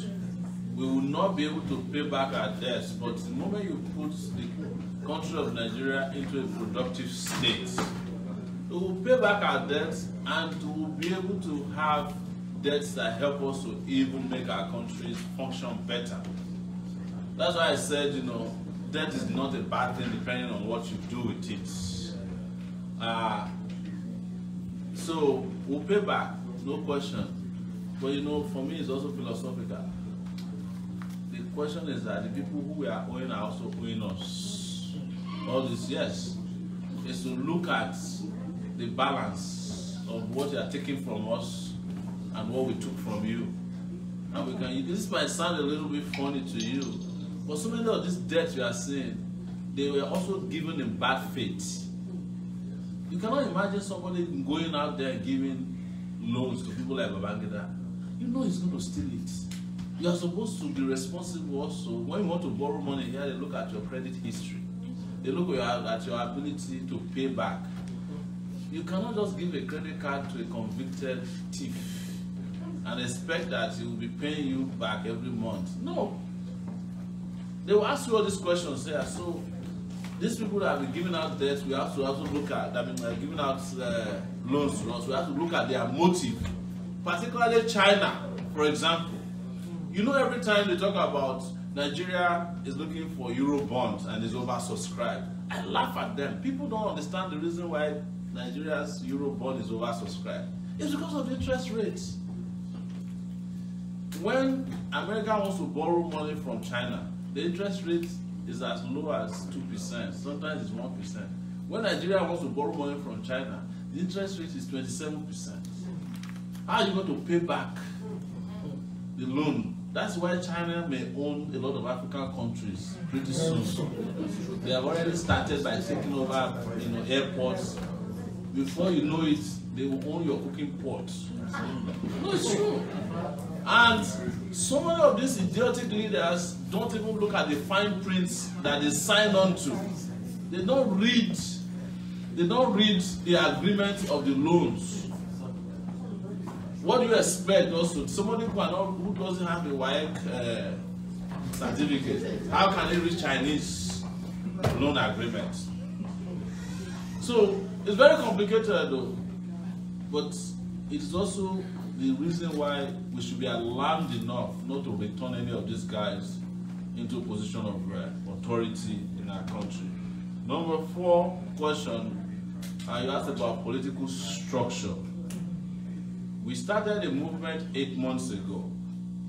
Started as a registered political party about 2.5 months ago.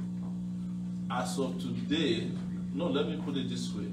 Of all the political parties in Nigeria, only the PDP, through articles, Bureau de Change Convention in Port Harcourt, and the one of the APC in Abuja, had any open convention that had as many people attend as our own. We had our convention in Lagos, was attended by about 3,000 people in Lagos. Thank you, man. We did not cook rice. We didn't bring biscuits for anybody. No Ankara was shared. And people stayed until the end of the convention, until the point where we had to leave the hall because the hall was also rented after we left. At a point, there was a cutoff point. So we have structures in 36 states. We have structures in most of the local governments. We have candidates, about 7 senatorial candidates in 2 months as a political party. We have 10 governorship candidates across Nigeria. I think we have about 25 or 27 House of Rep candidates. We have over 117, I think it's over 124 House of Assembly candidates across Nigeria. In 2.5 months, structures are all over the place. We have structures at home and we have structures in the diaspora. We have structures on earth and in heaven. You know why I said it? I went to Australia. I don't think heaven is further than Australia. Take it back. There's no political party in Nigeria that I can tell you they have membership in all these places. But to address the issue of structure that you addressed partially, which is the monetization and the commoditization of politics, we don't have those kind of structures, but we cannot call those ones structures. Any retail outlet for intimidation and buying of votes, they are not legitimate political structures. And we should not be glorifying them by calling them structures. Thank you very much. Yes. Thank you very much. The PDP don't have structures. The APC don't have structures. They just have bodegas where they sell and buy votes. We can't call those things structures. We have legitimate, organic structures all over Nigeria today. But you know what? We need support to keep them running. The truth is that if we want to play the money game, we will not even be in the race today. But if any one of you read Vanguard newspaper today, they said a poll was conducted, even though they read some of these polls. But somehow we came out as number 3rd, behind Buhari and Atiku. But we know that we will beat them. We are number 1. It's just a matter of time. Action! And somebody said that the Nigerian situation is not like the Arab Spring. But I can assure you that it might become the Hamatan, because the Hamatan season is coming. Something like that could happen. Final question is, Doc here asked me, how do you move over these obstacles that have been described as structure, money, and thuggery, you know, and assassinations when they get desperate? It is going to be done by political will. And the political will you are seeing is your will today, and the will of people who are dipping hands into their pockets out of faith, contributing perhaps money you don't have, to say to us, go do the best you can to take this country out of the woods. We will sum up the obstacle, not because the obstacle is big, but because we have done it before, sir. I was a young person when Nigeria's problem was military rule in the university. Nobody believed that the military could be disgraced out of power, but we did it. By 1999, Nigeria returned to democracy because of efforts of young people like myself and some, you know, older persons like Wole Soyinka, Gani Fawemi, Femi Falana, Chima Obani, across the country who kept fighting consistently. There is nobody who can assure you that an obstacle will be upstaged overnight. No. But the beginning of ending any political obstacle is to confront it. Amen. That's it. Amen. And we are determined to confront it until we reduce it to rubbish. A round of applause for Omoyele Sowore. We are going to take 3 more questions. So, you want to take money? Yes. All right, go ahead and take the money. Amen. My husband is probably shaking his head. What happened to this woman?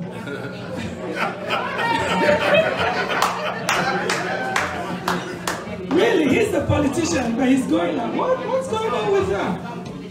Seriously, a pastor said this to me one day. Anytime I enter somewhere and you're there, I get scared. Because I know something is up. Something is up. We are not here because we have nothing else to do. We are here because we believe there's hope that something will change in Nigeria. And I want to put this out to you. Why him? Because we've heard some of these stories. People come and promise things. Who isn't familiar with Sahara reporters? Anybody? You better not raise your hand. Exactly. The courage it took when everybody told him it couldn't be done, you couldn't go against the establishment, you couldn't write things against them. It's the same power that is behind him right now. So in the right place. Put your money to this. So next time you're talking about Nigeria, you can say, I was part of this movement. So I'm back to take money and cash. The checks can be written to Takeitback. So Takeitback. I need some announcements for money. Anybody ready to give? Yes, please. Your name and the amount. Give them a round of applause. Those sitting on the high table, I'll be coming after you soon. I greet everyone. Our president in Nigeria. My name is Chidi Otumba. Being one national youth president of Nigeria. The former. My name is Chief Otumba I made this man. I just new here in Columbus, and based on the donation, there's no way we have to contribute for good things. Yes. That's why I donate $50. Wow. I have something to say. Being a youth, I have something to contribute to my people, especially those in Nigeria. The power in the hand of the youth. And we know the importance of the youth. For us to see a youth come out and to become the president of Nigeria, kudos. We have to give kudos to someone. I'm not a politician, I'm an activist, but I find myself as a politician, being the youth president of the land. And it's not a small thing to be a youth president. And it's not a small thing to become the president of the Republic of Nigeria. I urge all my people, especially those that are in Nigeria, they should come out and vote for youth. Let's leave the old people alone. We have been in this day for a long time ago. When I moved all my children out of Nigeria because of what I'm facing personally. So please, just to contribute, please for support. You know, people will be coming out speaking English, grammar, that's not taking us to anywhere. What we need, let God respect the space. Yeah, let our people vote. How much? $50. He's going to be contributing $50 to this movement. Do we have anybody right now? Mr. Family Shadia, come on stage. Are you contributing? It's not in time for questions. No, we're not asking questions. We need people to contribute right now. That's it. I'm going to give you the mic. $100 for you.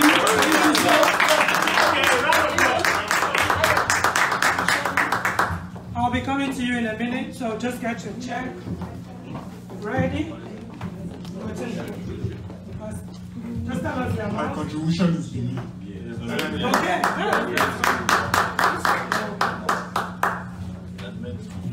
I'll say a couple of things. My passport. If members of CICC are here, get your passport ready. Or you put your money because we are going to Australia. That's where heaven is. Our presidential candidate here. Let me tell you this. I have my reservations. I won't tell you lies. And I think I told some of the organizers my reservations. But you have made efforts to answer some of my questions tonight. And the dilemma I have is this. You cannot be complaining about Nigeria and then you see a good effort being made. No matter the reservation that you have no more to talk again if you don't support them. Absolutely. That's why Yoruba say, if you are hearing big, big, big, and you don't carry it with them, they will dump it at the back of the house. So having said that, I will contribute. But I'm a pastor, I cannot tell you how much.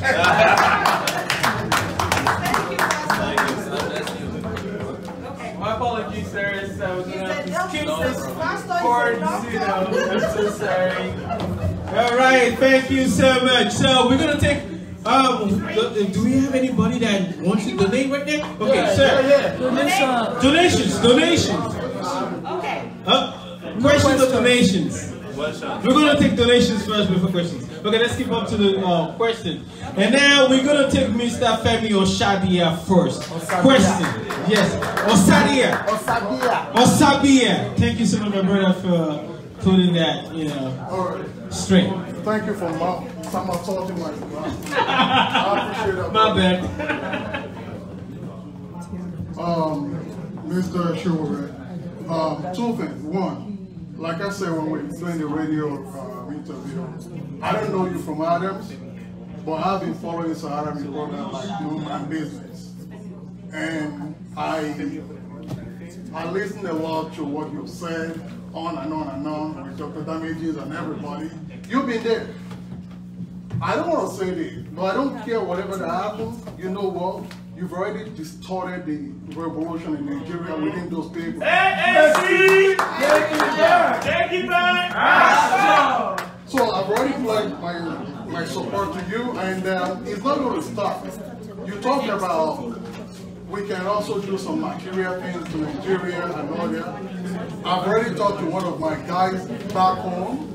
He's a very good designer with t-shirt, and we're going to contribute to that too.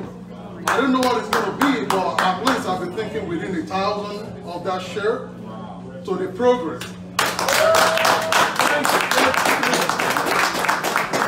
Now, to my question. You are one in a million. They have tried to distort those people in power for so long. They have been parading Nigeria since independence. I'm almost 44 years old. We've been saying up NEPA when I was born, and they're still saying it up to today. Now, you came into the whole arena to distort this whole movement. Are you concerned about your security? When you go to bed and lay down your head, are you concerned about your security? That's my first question. And my second question is this. What are you going to do to make sure you secure, once you become the president, what are you going to do to make sure you put Nigeria on the map? Make sure everybody can go back home safe and good. Thank you. Thank you so much. All right, we're going to take one more question. We're actually going to take 3 questions and he's going to answer. So we are going to, I'm going to Femi right now. He's the next man. Thank you, Mr. Ewa. As part of political way, please use your revolution. Call your family and friends back home in Nigeria. Tell them about this movement. Tell them about this revolution. And tell them, orientate them who to vote for. The dollar that you have been sending back home, let it work for you this time around. President, my question is this. For any nation to grow, the electricity is very, very important. How will you be able to tackle the issue of electricity affecting Nigeria as a country? Thank you so much. And after this, we need to take more money. You know, one of the reasons why it's easier is to be able to raise funds, to be able to make these dreams a reality. And we need to make that happen. We need to contribute our quota, you know, to that dream. So, yes, I'm going to take one more person, and I'm going to call on duty. And from that, we're going to take more funds, okay?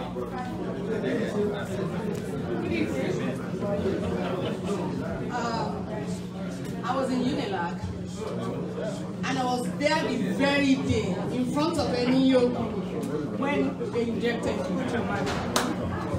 I was there. So I don't have what you did in Unilag then with the cultists. I know you have a will, you have the drive. I don't have any doubts. I even called my cousin Bumi. I said, but I believe in you. But the issue is, I have been following you. You've traveled everywhere. Nobody, no president has ever done that in Nigeria. That's right. Thank you. You could see the stress in his face. You could see it everywhere. The day you interviewed those, I followed you everywhere. But my advice is that we need to go door to door. Thank you. Yesterday I was watching, and the reporters were, you know, they were interviewing people. We got to give you feedback. We've got to give you feedback, and that is what is going to help this movement. Yeah. This is a wave. It's not question. Man, I have been watching. Please, we need to knock door to door like they were doing in Georgia. In Nigeria, we tell our people. Yeah. Because when they interview people, they say they don't know you. That's what I'm saying. What's your question? What's your question? You have no question. All right. Thank you so much. What we're going to do is we need to whole lot of people that have so many things to say, you know. So, but right now, before we take the questions, now we're going to go back to the money man. People. Yes, sir. Hello. Hi. Can we keep it down? Please, you can have the mic. You know, we Africans, we can talk. I started out with faith without action. Please, anything you give tonight, you can go home and sleep well, that you did the right thing. So if you haven't given tonight, I'm not going to curse you, I'm not going to pray for you. Give something tonight before you leave. Adiola, you want to move around and collect the money as I'm talking? Any amount is enough. Give something. You will feel better living here tonight having given something. You will feel better having given something. I want to make another plea to you. You have family members in Nigeria? Hello? Hi. We're collecting money, no more noise. Some people are running out. They're running. Close the door. Close the door.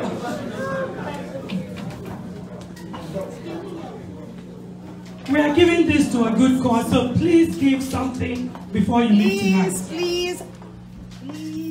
Again, we don't want pledges. Write your check, swipe it, and give something before you leave. I was making a plea. Contact people in other states in the US. Contact people at home. We're talking about structure and grassroots. That's part of it. We need their votes. We need their votes. So if you get excited, they will get excited as well. If anybody wants to announce their donation, I'm more than willing to do that for them. If we get complaining about article, I'm not going to mention names. If we are complaining about some political parties buying votes, they are doing so because they have funds. He's not trying to buy votes, but for us to be able to organize an election in Nigeria, for us to be able to mobilize our people in Nigeria, we need funds. Okay, AAC needs to be able to put in place a structure, just like every one of us agreed. We need a structure. We have 773 local governments in Nigeria. We have 36 states.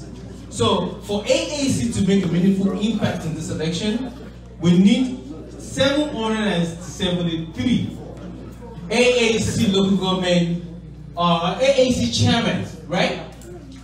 Correct me if I'm wrong. Yeah. We need 36 AAC state chairmen in our states. We need senatorial not just candidates. See, when you look at PDP, PDP and APC, they have a structure. That structure is all about people, the right people in charge, to be able to champion their cause. You know, AAC needs to do the same. We need grassroots, like we need to be involved in our grassroots. And you cannot do this by just talking away in the USA. We need to do this. So basically, funds is so important in all those things. So that's one of the reasons why is agitating for this funds. So whatever you have, of course, donate.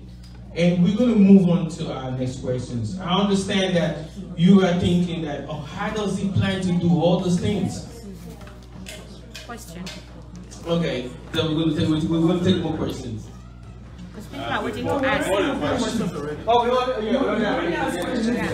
You broke my flow right there. That's it. Yeah. We're going to punish you. Yeah. So again, a bowl is in front of you. We're walking around. Give something.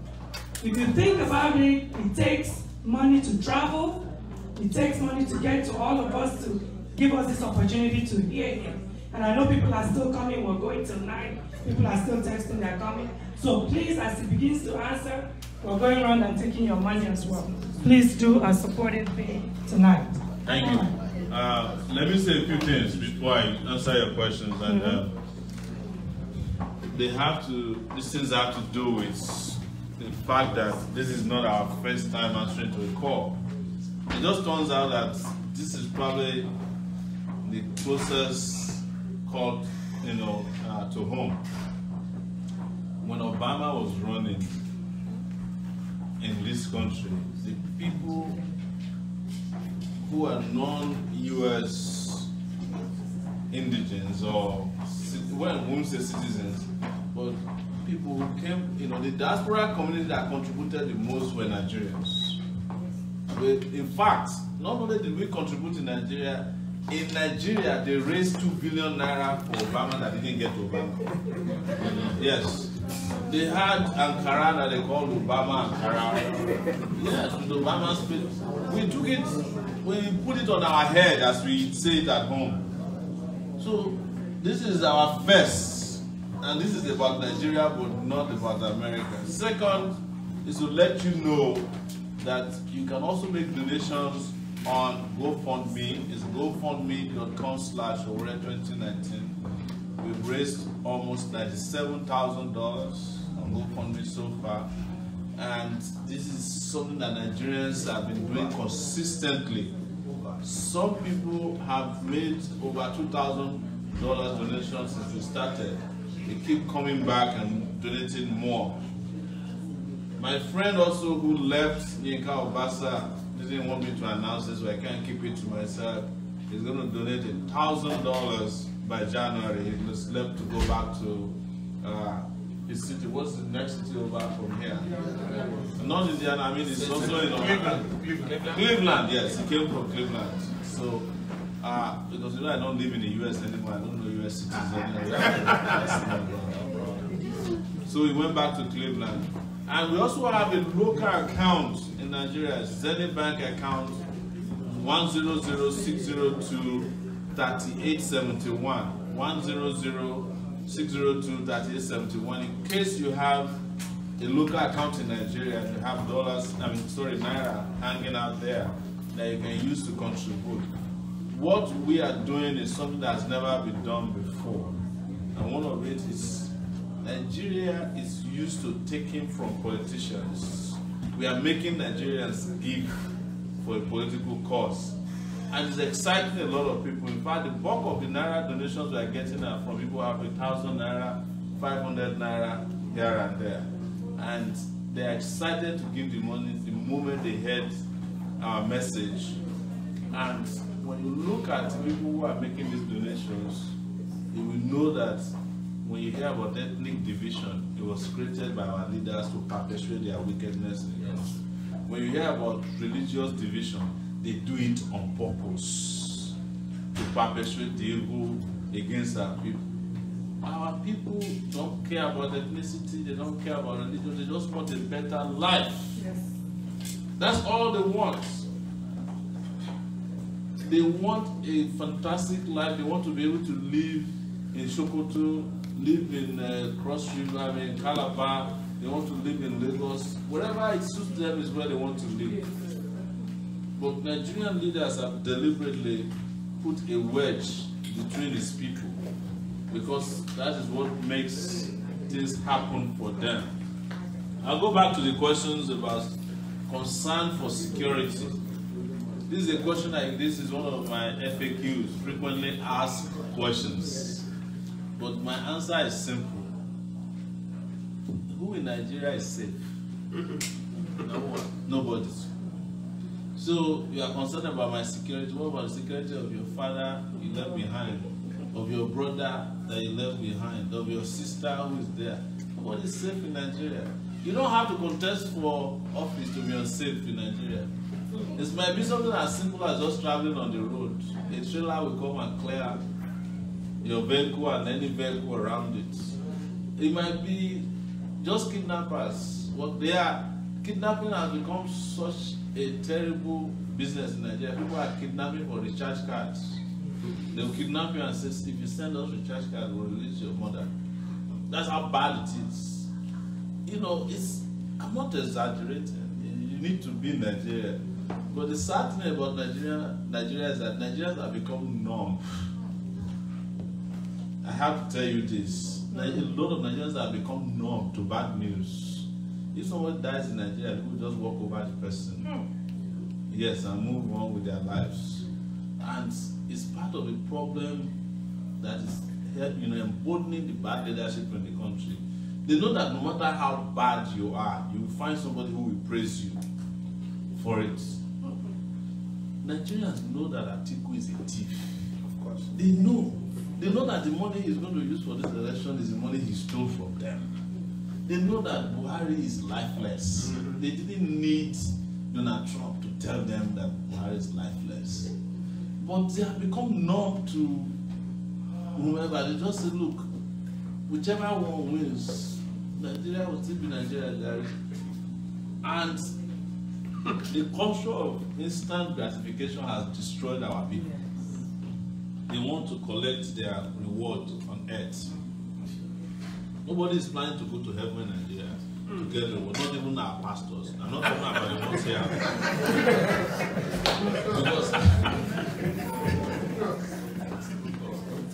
Because if you look at it, the prayer points of people who are in Nigeria, they are different from the prayer points of the people who are in the US. Because while you are in Nigeria, you are praying for NEPA to bring lights. When you come to America, you are praying to pay your bills, like your light bills. You know the prayer points are different. So you are wondering if you are serving the same God. Those are the kind of situations that the dignity of the Nigerian person has been decimated.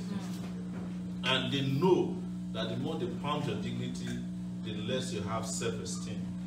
And if you don't have self-esteem, you cannot make correct political choices. Because you're always presented between who is the worst of the two candidates.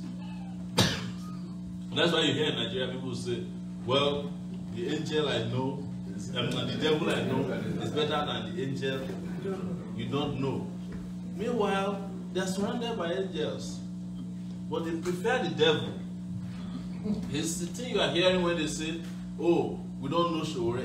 No, they are not saying that they don't know Sowore. If you deeper into it, if you dig deeper into it, they know, but they are saying that Sowore doesn't have money to give. That's what they are telling you. No, we don't know this is your candidate too. Call the person back and say, where's the candidate I introduced to you last week? He said that AAC person. We don't know him. But I introduced him to you last week. You still don't know him? But the other people just came and passed here now. Atiku people. We know Atiku. You ask them, how do you know Atiku? It has to do with transaction. That you don't, because Atiku has gone to see him. I mean, see the Nigerian people. That's the message you are hearing from them. Otherwise, even in interviews that somebody had been referring to, those interviews, they said it. Yeah, we know the boy now. You know, they know Sahara reporters. You know, they know the guy who was with Abiola in 1993. They know the name, but they are saying that I have not come the way by way of recognition. And recognition in Nigeria is highly monetized. So I'm just saying that to you so that when you are calling people at home, you understand what they mean when they say they don't know somebody. Yes. It's that the person has not come to see them. That's the sad news. Electricity. How do we intend to tackle electricity? Nigeria has miserable 3,000 megawatts of electricity supply for 200 million people. See, let me break it down to you. That is not enough to service some university campus here in Ohio, or some companies or transportation hubs. 3,000 megawatts is not enough. If you want to find out, I don't want to complicate it, but just Google how many megawatts of electricity is consumed in the US a day. Just Google it. You will know that we are jokers in Nigeria. But we need, and we can have progressively within 2 years, over 24,000 megawatts of electricity. And that can guarantee 24-hour electricity for most of Nigeria. And that's where we need as a starting point. How do we get? We need an energy mix. Solar is an energy source that we can easily use. Northern Nigeria has sunshine from morning to night the next month. Just create solar farms. You'll be selling electricity to your neighboring countries. We have 9 billion cubic 9 billion cubic storage of gas in Ogoni land alone. 9 billion. That can power the whole of West Africa or the whole of Africa if we tap it. But we need to clean up Ogoni land. They even still have coal in Enugu. Right? We have hydroelectric sources.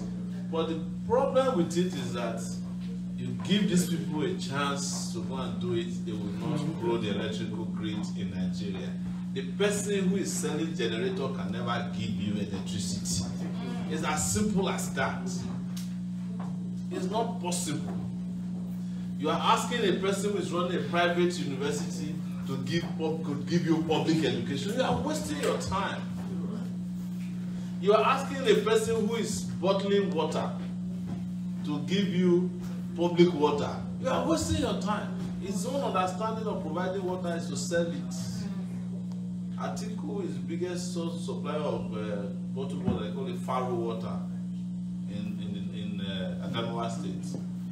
His university, ABTU or ABTI, nobody who is any less than 5 million naira class can send their children to the school. So you have to be a civil servant who is stealing actively. You will sign.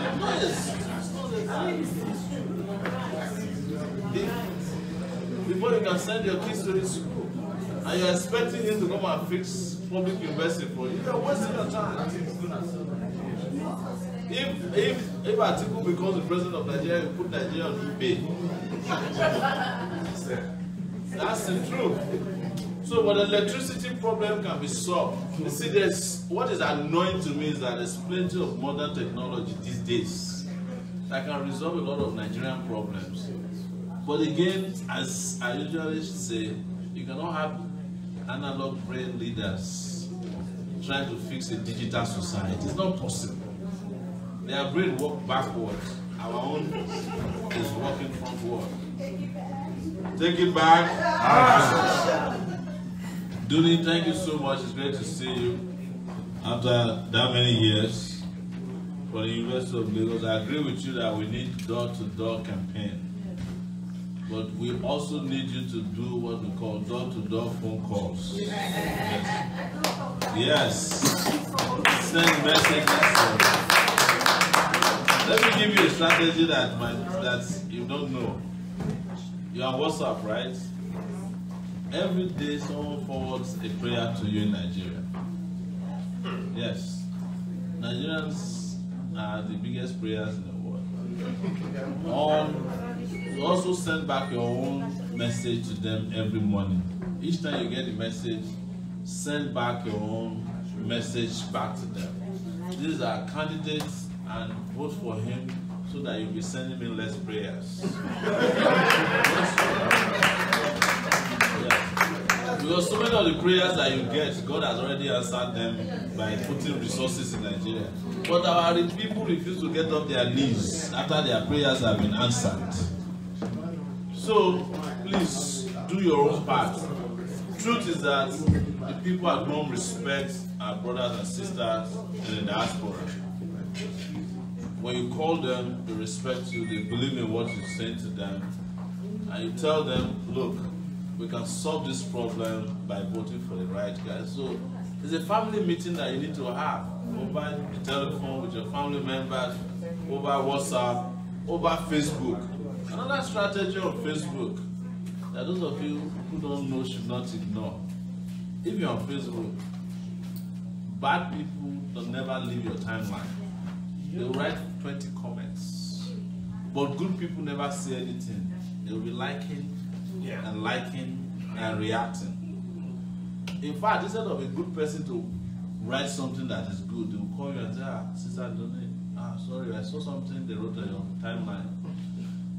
Don't react to them, because I would have reacted, but I don't want anybody to insult me. But the bad people, they have no shame. They'll be there, they write 520 comments. Before you know it, the dominant commentary comes from the bad people. Because the good people don't want to be insulted. So, get back to the mode of expressing yourself positively. If somebody says article and he gets 20 responses that are saying, never in your life should you come and put article on my timeline, he won't do it tomorrow again. If somebody says Buhari and we all push back, it becomes a dominant position that people no longer take these things as a joke anymore. And before you know it, they will start packing up. Don't think that social media is not going to work. Social media is part of the solution to the problem. It has come to stay. In fact, this election is a social media election. So anywhere you can make your opinion known, anywhere you can get your position stated, please don't forget to do so. Thank you.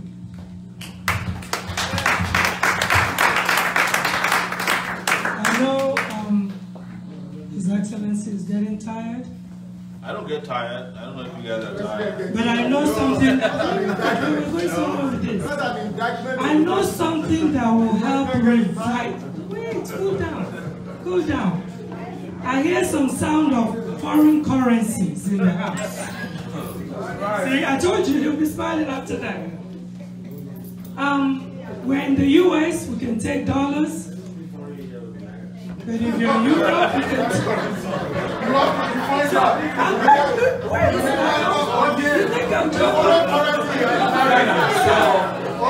So that is to open up the floor to any kind of foreign currency right now.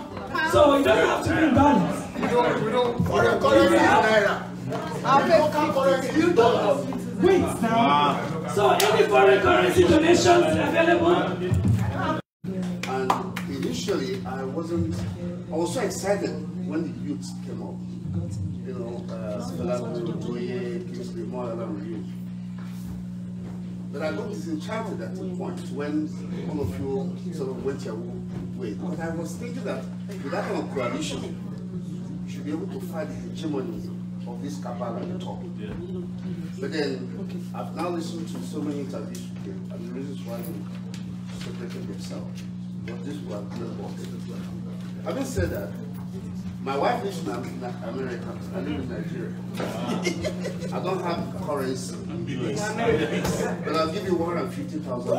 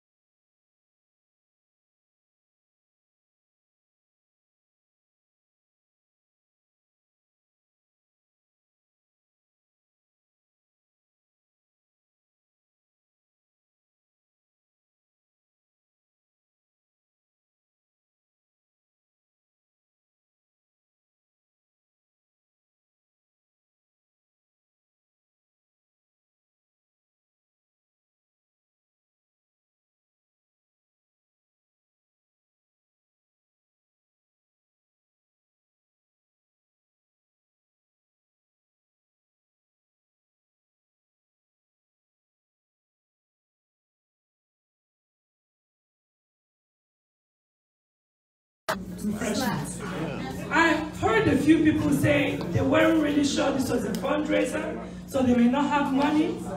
I'm a very credible person.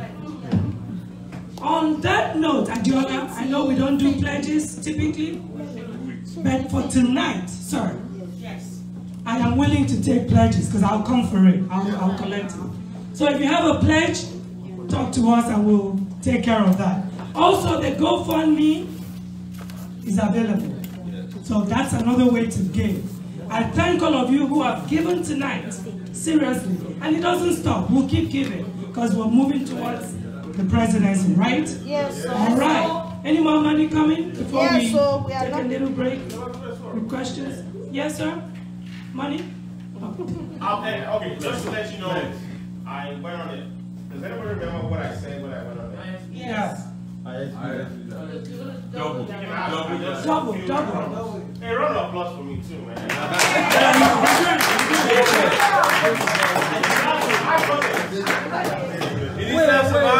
What was the highest donation? Was like 1K. So pledges are welcome, please. All right, thank you so much for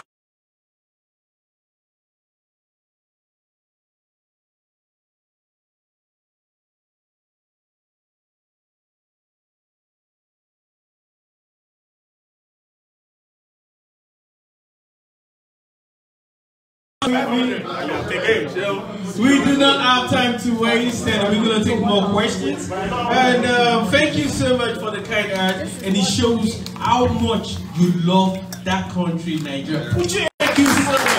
All right, I'm going to take more questions, and I'm going to call on Michael Akman. Round of applause. Round of applause for him. He's actually one of the brains behind this. One Nigeria, thank you.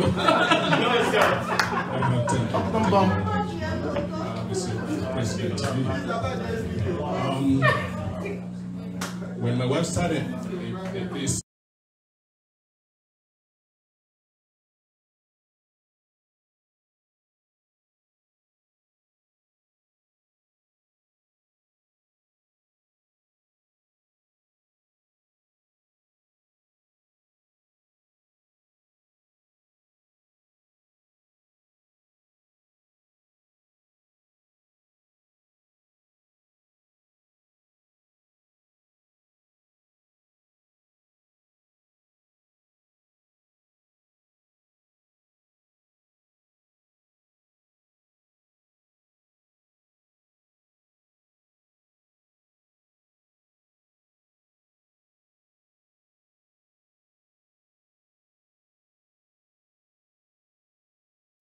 for you to open your hand means that it's only people like Buhari within that institution behind him and Atiku with stolen public wealth that can say that kind of a thing. I mean, with a young man with you, and these guys were like 50s or 40s when they got there. Like Babangida was 40. I saw Babangida when he was 40 when he just came in. He was a very young man, but they had guns, and the people that were able to fight them to a standstill were these reporters and Tinubu and Co. And they're the ones still, I mean, they're going to be there for a while. And they're probably going to die there because when they're done, they put their kids there.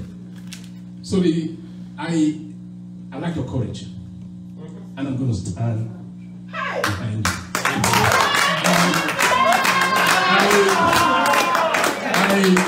I honestly had a candidate which was Atiku. But having, yes. You are Sowore. My wife will always tell me that I'm Sowore.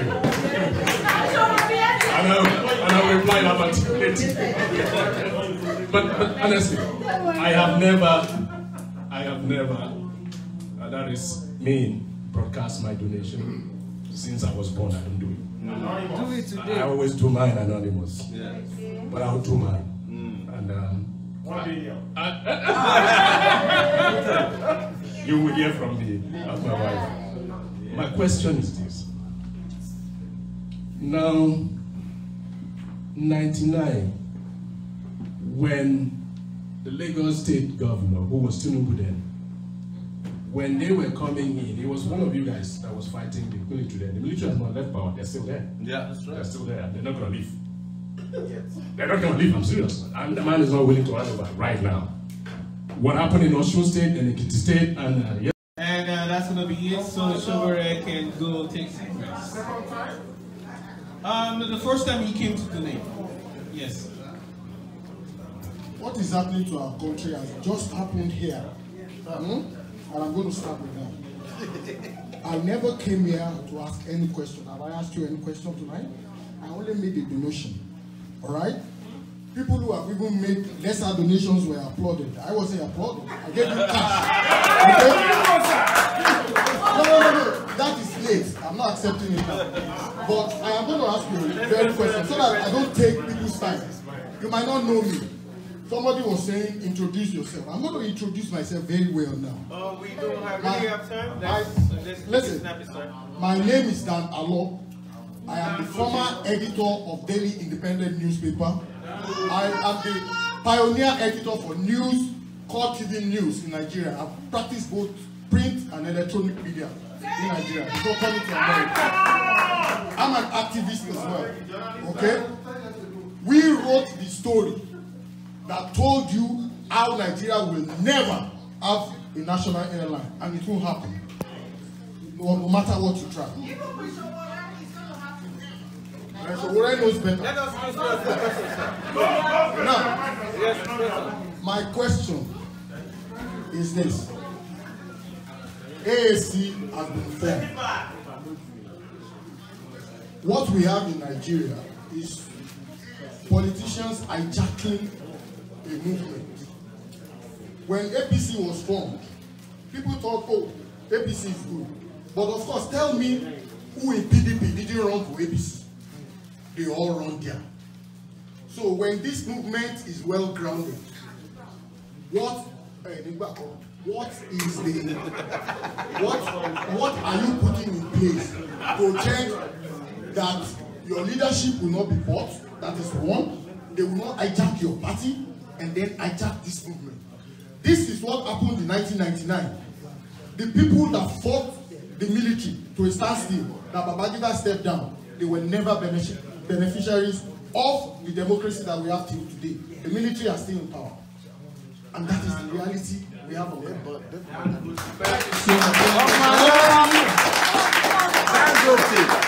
Over to you, Mr. Sowore. Thank you so much for these great questions. Umar Abubakar, you're asking what do you do to the governors who are all over the place engaging in corruption and all of these shenanigans that is associated with state governments.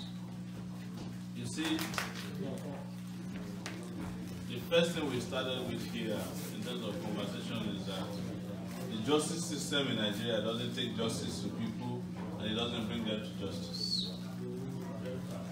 Most people don't know that the governor of a state don't have immunity covering certain things. Yes, they have immunity from prosecution, but they don't have immunity from investigation. That is to say that if you are a governor and you are stealing actively, even though we may not be able to arrest you, we can be investigating you until that time that you finish your immunity is over. And as soon as the immunity is over, you can wear a t-shirt saying, EFCC, I'm here. But by the time you are leaving, you will forget the t-shirt there. Or you will not leave even with the t-shirts. You will leave with an orange jumpsuit to another prison. That's the way it should be with a lot of these governors.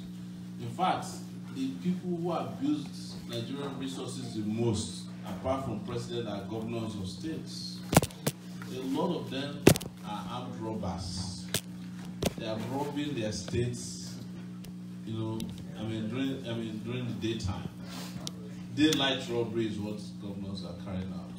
So if the president of the country is working actively with security agencies, enabling them, not interfering, I say enabling, most of these governors can be brought under control. So many of you are familiar with how the public service work here. I think it was in Pennsylvania that the governor was jailed for stealing $5,000. Yeah, I think in Pennsylvania, yeah. The governor, he didn't even steal it directly. He used the contractor of the state to go and do something in his house that cost $5,000. He went to jail for it. The governor of Illinois, Blagofish, or what's it called? And yes, still in jail In his own case, he was still negotiating to sell Obama's ticket. He didn't sell it yet. He was just contemplating, and he went to jail for it. In Nigeria, the governor of Kano State was caught on tape collecting gandola, as they call him now. His real name is Ganduje, but they are now calling him gandola.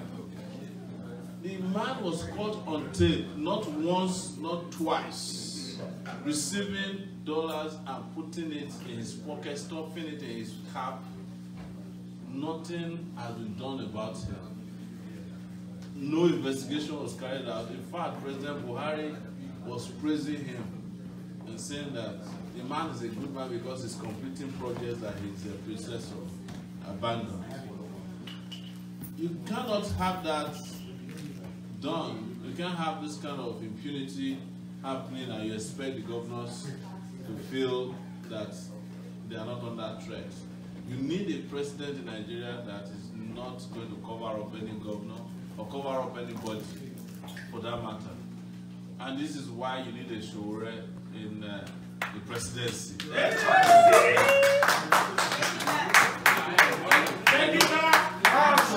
I know you like calling people in office excellency. I reject it because there's nothing excellent about those characters. And it's part of the thing that we have to get rid of is the amount of praise we heap on people who are doing their job for which they are elected to do. Excellency here, tomorrow they are giving them chieftaincy title.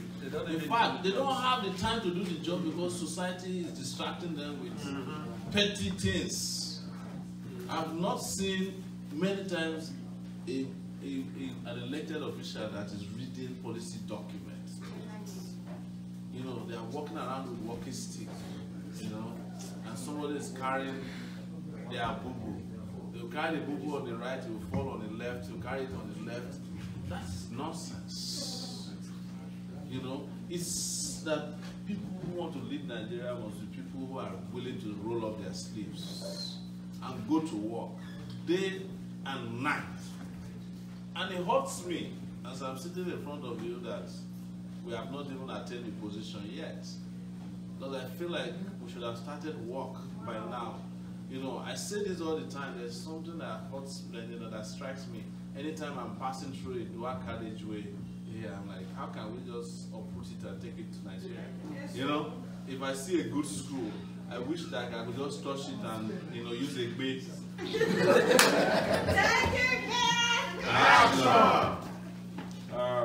But it's possible back home to build these structures.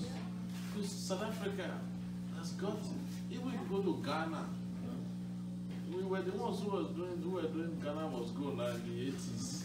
Now Ghanaians are planning Nigeria must go. Send our children there to school. Yes. Kisly, you asked about maintenance culture.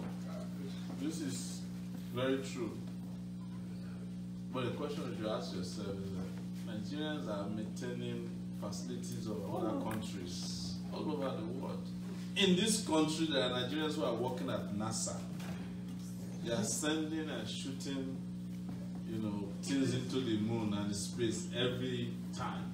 There are Nigerians. We have one here. Yeah.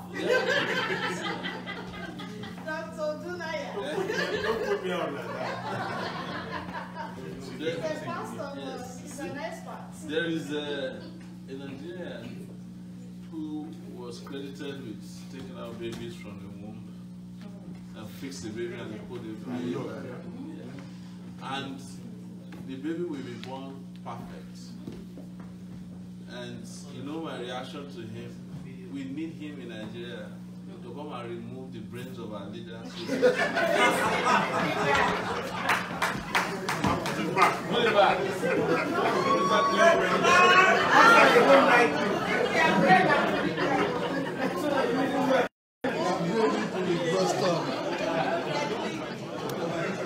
You also asked me about examination malpractices, right? As bad as it sounds, the problem with us is our curriculum.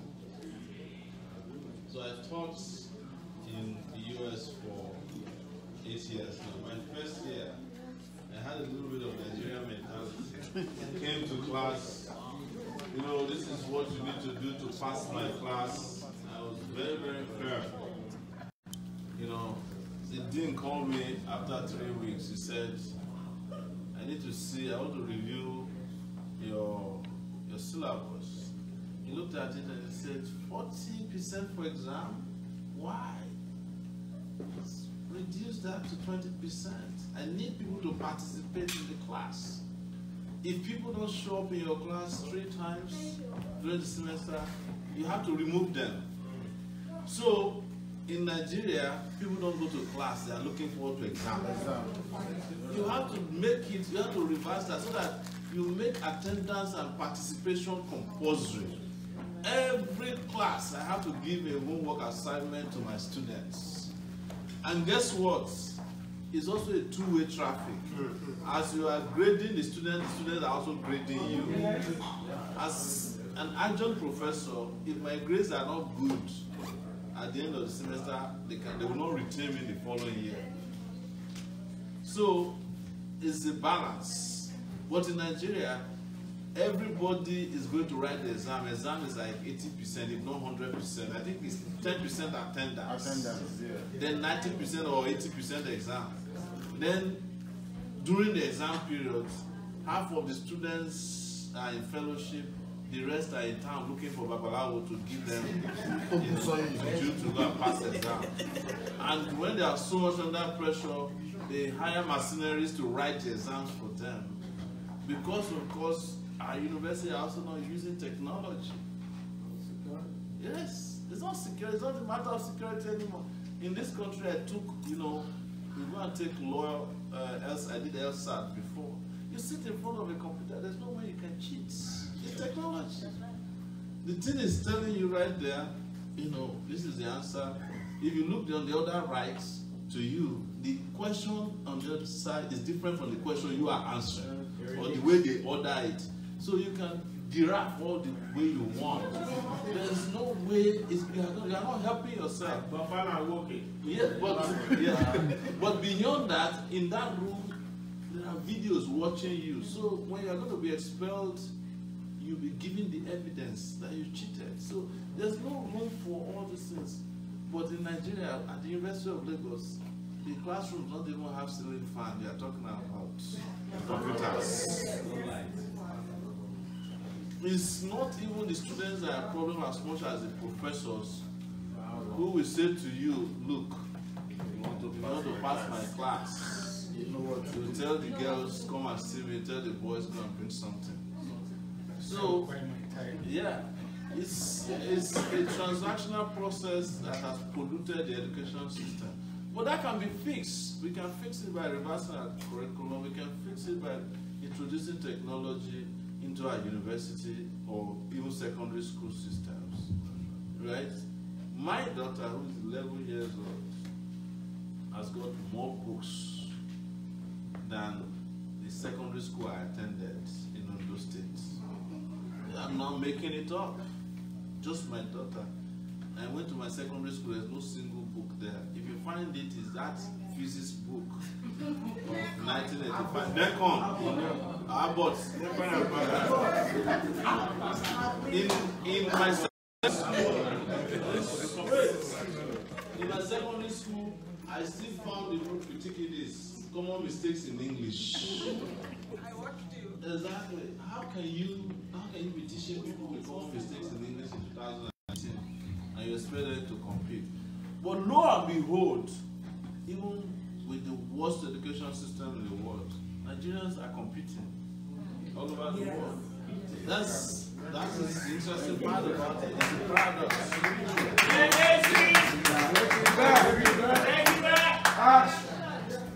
When we still come to the US to go to school, we still do better with our hand-baked education. We still do better than people who went to school here, because there's a Nigerian spirit behind all of this. Even when people are cheating in exams, which is completely wrong, they also understand that there's a global space out there where they need to compete in the future. So they are doing everything they can. It's just that when people don't have opportunity, they do whatever they can to get what they want. But the moment they find themselves in places where things work, they come around and open their mouth and say, wow, where did you learn all these things? Because Nigeria, there's something innate inside our system, genetically, that makes us just perform wonders. We succeed everywhere else but home. Yes. Yeah. Last question that I know you're asking about hijacking the political movement or party. This is a very, very important question. We have already faced this problem since we started with the political party. But you know, it takes a lot of work to build movements.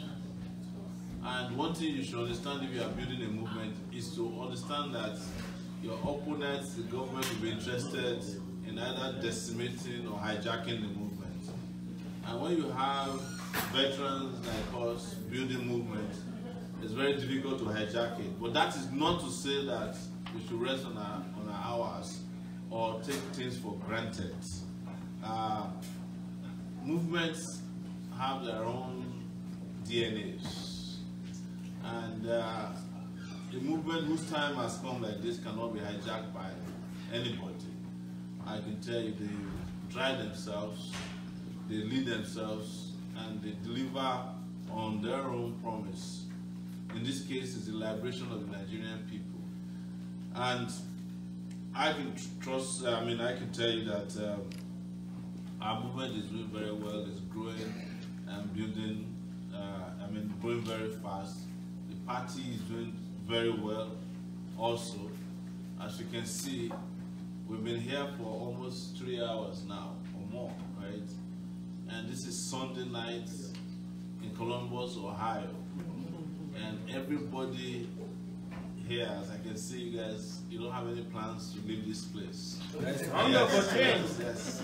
Because you want, there's that hunger in you, there's that movement in you to change Nigeria.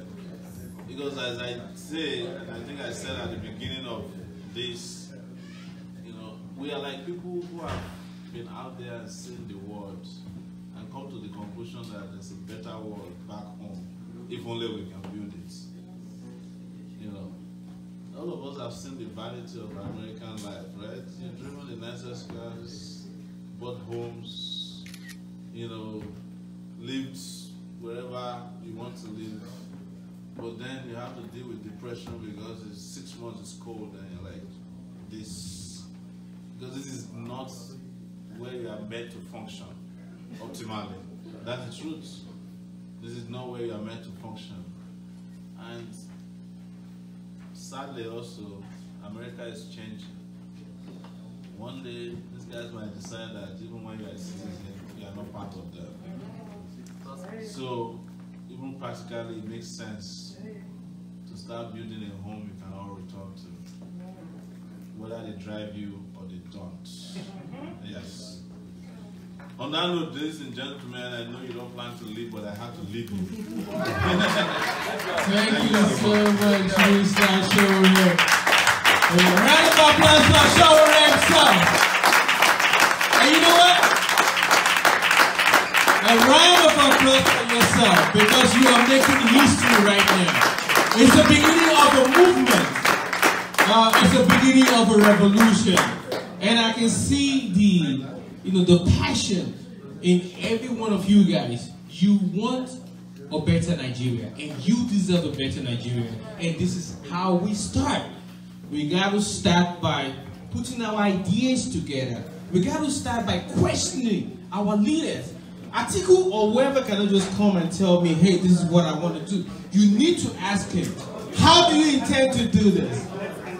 Okay, so thank you so much again for coming. And allow me to introduce live on the stage the chief launcher of this big time fundraising event. Allow me to introduce on stage Dr. Ife D. Put your hands together for Dr. Ife D. All right. Before we close, we're going to close in a minute. Thank you. Before we close, just 2 minutes, my brother Larry will come up, but I want to say this. Not only are you passionate about the change, please remember we're making you ambassadors, advocates. Please educate our people. If people are going to bribe them to take the money and vote for them, guess what? Tell them take the money and go vote for Sowore. We have to be revolutionary about this change.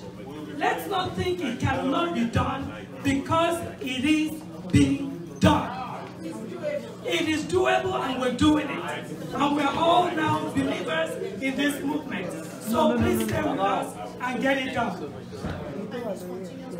It is going on. Thank you. Thank you. Thank you for the privilege. AAC, take it back. All right, thank you very much for you guys coming. We really appreciate you for coming, for taking your time. We know there's no time. We thank you very much. I want to thank our president candidate right now, Mr. President Omoyele Sowore, 2019. And you want a picture? Okay, yeah. My president. I was saying before I go, let's just take it like that. Yeah. So before I go, so like we said, our manifesto is spice our needs, which is security, power, infrastructure, corruption, economic destruction. A for health, A for education, A for agriculture, and T for tourism. If you want to donate, go to www.gofund.com/Sowore 2019.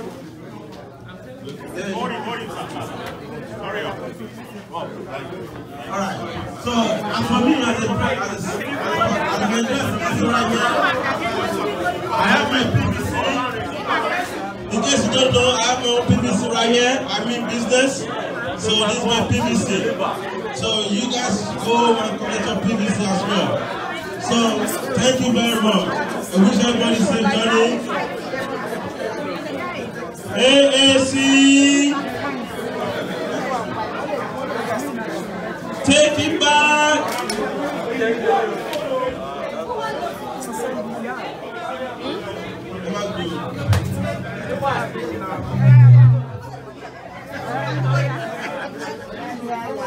Where is my phone?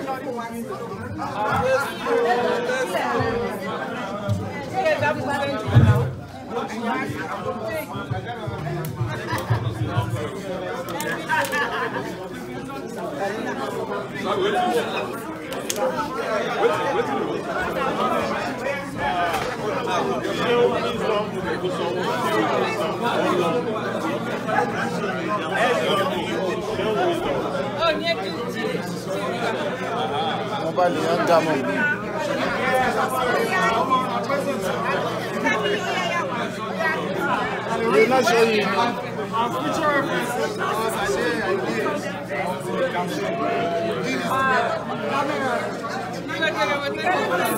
Would you please look over?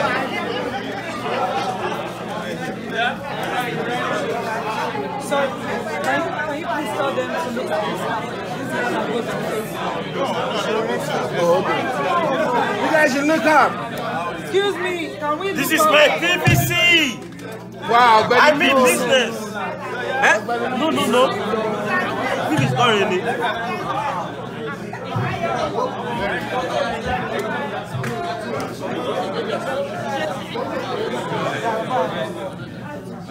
Can we make space so we can go to the space? Mr. Dam, you need to take a picture with the president. If you become president, okay, nature. Yeah, that's what I'm doing.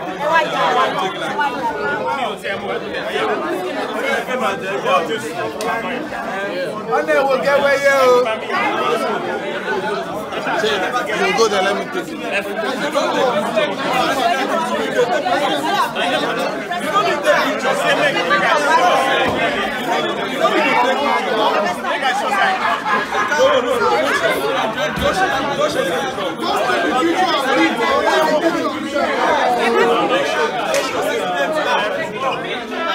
No.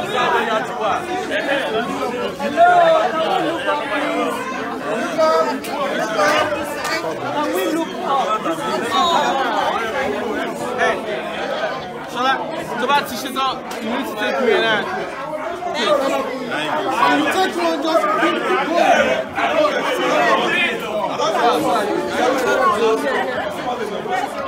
Omoyele Sowore live in Columbus. Now, so. Go ahead. Let's go.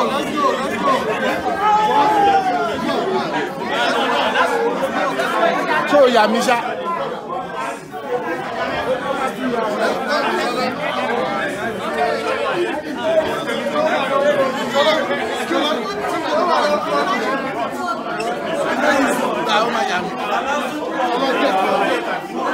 You get